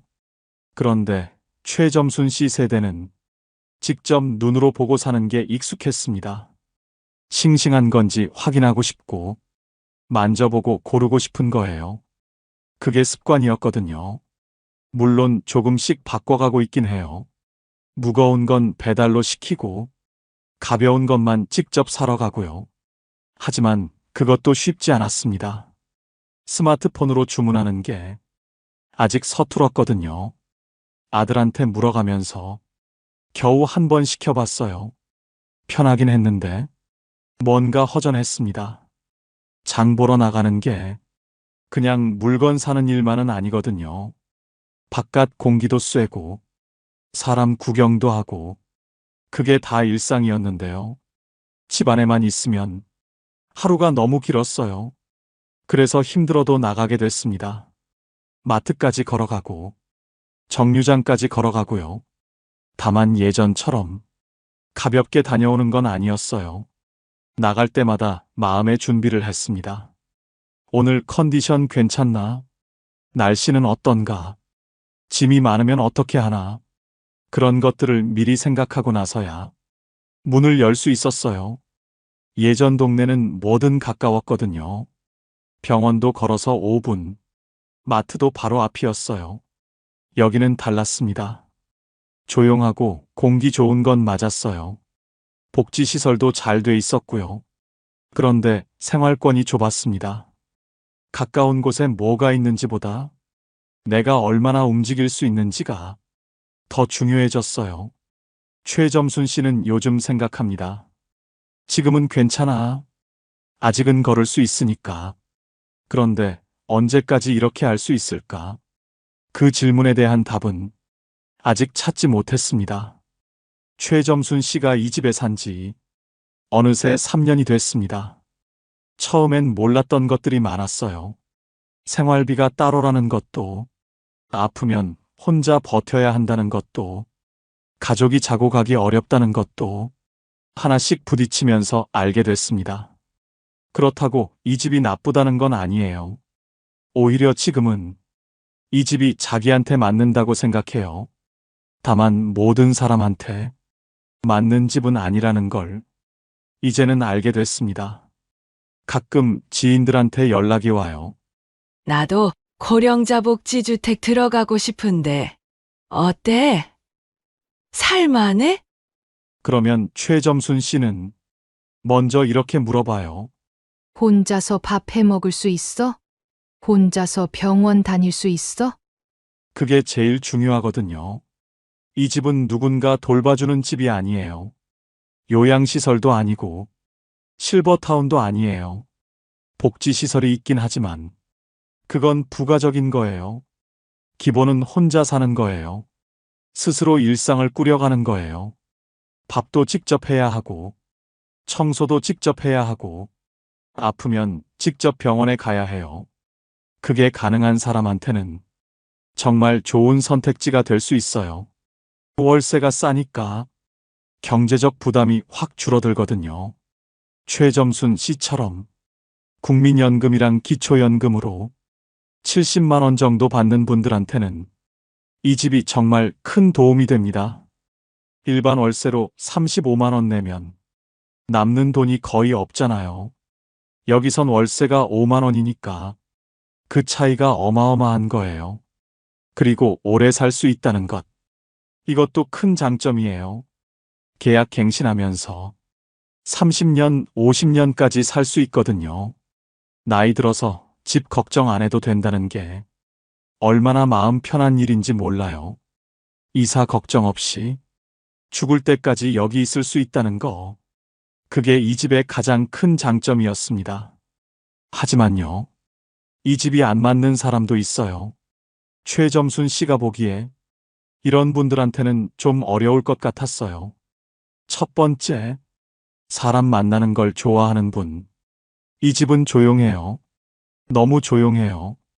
입주민들이 대부분 혼자 사시는 분들이고 다들 조용히 지내거든요. 복도에서 마주쳐도 인사 정도만 하고 지나가요. 함께 어울려서 뭘 하는 분위기는 아니에요. 물론 복지관에서 프로그램이 있긴 해요. 체조도 하고 노래교실도 하고요. 그런데 그것도 본인이 적극적으로 나가야 해요. 가만히 있으면 아무도 안 불러요. 사람들이랑 북적북적하게 지내고 싶은 분은 여기가 좀 심심할 수 있어요. 두 번째, 가족이 자주 오가는 분. 아까 말씀드렸듯이 가족이 방문하는 건 괜찮아요. 하지만 숙박은 어려워요. 명절 때 자녀들이 와서 다 같이 자고 가고 싶은 분들한테는 이 구조가 불편할 수 있어요. 예전처럼 온 가족이 모여서 북적이는 명절은 여기선 기대하기 어렵거든요. 세 번째, 건강이 많이 안 좋으신 분, 혼자 거동하기 힘들거나 누군가 도움이 필요한 분은 이 집이 맞지 않아요. 여기는 돌봄 서비스가 없거든요. 건강관리실에서 상담은 해주지만 매일 챙겨주는 건 아니에요. 거동이 불편해지면 다른 선택지를 찾아야 해요. 요양시설이나 돌봄 서비스가 있는 곳으로요. 최점순 씨는 그래서 요즘 건강관리에 더 신경을 씁니다. 여기서 오래 살려면 내가 건강해야 하거든요. 아침마다 복지관에서 하는 체조에 나가고 일주일에 2번은 산책을 해요. 다리 힘이 빠지면 이 집에서 못 살게 될 수도 있으니까요. 그게 이 집의 조건이에요. 스스로 생활할 수 있는 동안은 최고의 선택이 될 수 있어요. 하지만 그게 어려워지면 다른 준비를 해야 해요. 최점순 씨는 지금 그 두 가지를 다 생각하고 있습니다. 지금 여기서 잘 사는 것, 그리고 나중을 위한 준비. 이 집은 영원한 답이 아니라 지금의 답이라는 걸 그는 알고 있었어요. 최점순 씨는 요즘 가끔 이런 생각을 해요. 입주 전에 이걸 알았더라면 마음의 준비가 달랐을 텐데. 그래서 혹시 고령자 복지주택을 고민하고 계신 분들이 있다면 몇 가지 이야기를 드리고 싶다고 했어요. 첫 번째, 월세만 보지 말고 생활비를 계산해 보세요. 월세 5만 원. 이 숫자만 보면 정말 싸 보여요. 하지만 실제로 한 달에 나가는 돈은 그보다 훨씬 많아요. 전기세, 수도세, 가스비, 거기다 식비, 통신비까지 최점순 씨 기준으로 한 달에 25만 원 정도가 나갔어요. 물론 일반 월세보다는 훨씬 적어요. 하지만 5만 원만 나가는 건 아니에요. 입주 전에 내 수입이 얼마인지, 거기서 25만 원 정도 빼면 얼마가 남는지, 그걸 먼저 계산해 보시는 게 좋아요. 두 번째, 내 건강 상태를 솔직하게 봐야 해요. 이 집은 혼자 생활할 수 있는 사람을 위한 집이에요. 밥을 직접 해 먹을 수 있는지, 버스 타고 병원에 갈 수 있는지, 계단 오르내리는 게 힘들지 않은지, 지금 당장은 괜찮더라도 1년 뒤, 3년 뒤를 생각해 보세요. 건강이 나빠지면 이 집에서 계속 살기 어려울 수 있어요. 그때를 위한 플랜 B도 미리 생각해 두는 게 좋습니다. 세 번째, 위치를 직접 가보세요. 고령자 복지주택은 도심보다 외곽에 있는 경우가 많아요. 공고문에 나온 주소만 보지 말고 직접 가보시는 걸 추천해요. 버스 정류장까지 얼마나 걸리는지, 병원은 어디에 있는지, 마트는 가까운지, 지도로 보는 것과 직접 걸어보는 건 달라요. 특히 날씨 안 좋은 날, 그 거리를 걸을 수 있을지 상상해 보시는 게 좋아요. 최점순 씨는 그걸 안 했거든요. 입주하고 나서야 거리가 부담이 된다는 걸 알았어요. 네 번째, 공동생활에 대해 생각해 보세요. 이 집은 내 집이지만 완전히 자유로운 공간은 아니에요. 냄새 나는 음식 조심해야 하고, 밤에 소리 크게 내면 안 되고, 가족이 자고 가기도 어려워요. 혼자 조용히 사는 게 편한 분한테는 아무 문제 없어요. 하지만 예전처럼 내 집에서 마음대로 하고 싶은 분한테는 스트레스가 될 수 있어요. 나는 어떤 생활을 원하는지, 이 집의 규칙을 받아들일 수 있는지, 그것도 미리 생각해 보시면 좋겠어요. 다섯 번째, 기대를 조금 낮추세요. 고령자 복지주택이라는 이름이 주는 느낌이 있어요. 복지주택, 고령자를 위한, 그래서 뭔가 다 해결될 것 같은 기대가 생겨요. 하지만 이 집은 주거비를 낮춰주는 집이지 생활 전체를 책임져주는 집은 아니에요. 들어오면 끝이 아니라 들어와서도 스스로 꾸려가야 해요. 그 마음의 준비가 있어야 입주하고 나서 실망하지 않아요. 최점순 씨는 처음에 그걸 몰랐어요.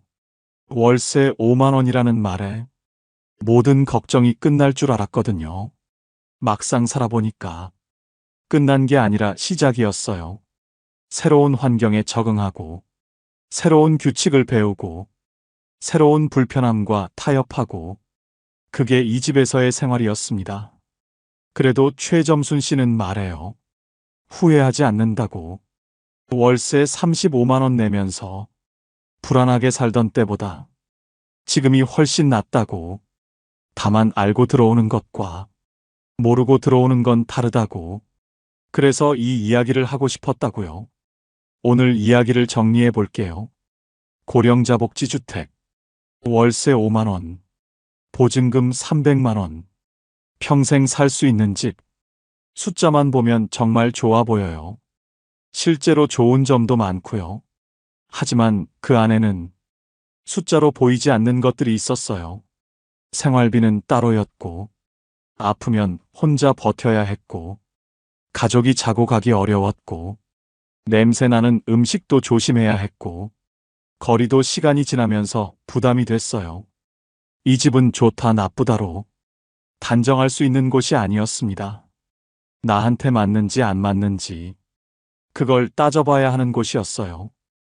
혼자서 생활할 수 있고, 조용한 일상이 편하고, 경제적 부담을 줄이고 싶은 분한테는 정말 좋은 선택이 될 수 있어요.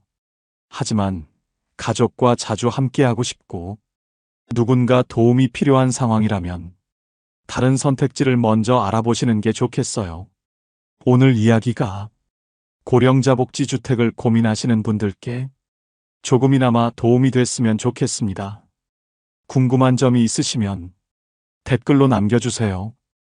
영상이 도움이 되셨다면 좋아요와 구독 부탁드려요. 주변에 이런 정보가 필요한 분이 계시다면 공유해 주시면 감사하겠습니다. 다음에 또 현실적인 이야기로 찾아올게요. 봄날 이야기였습니다. 감사합니다.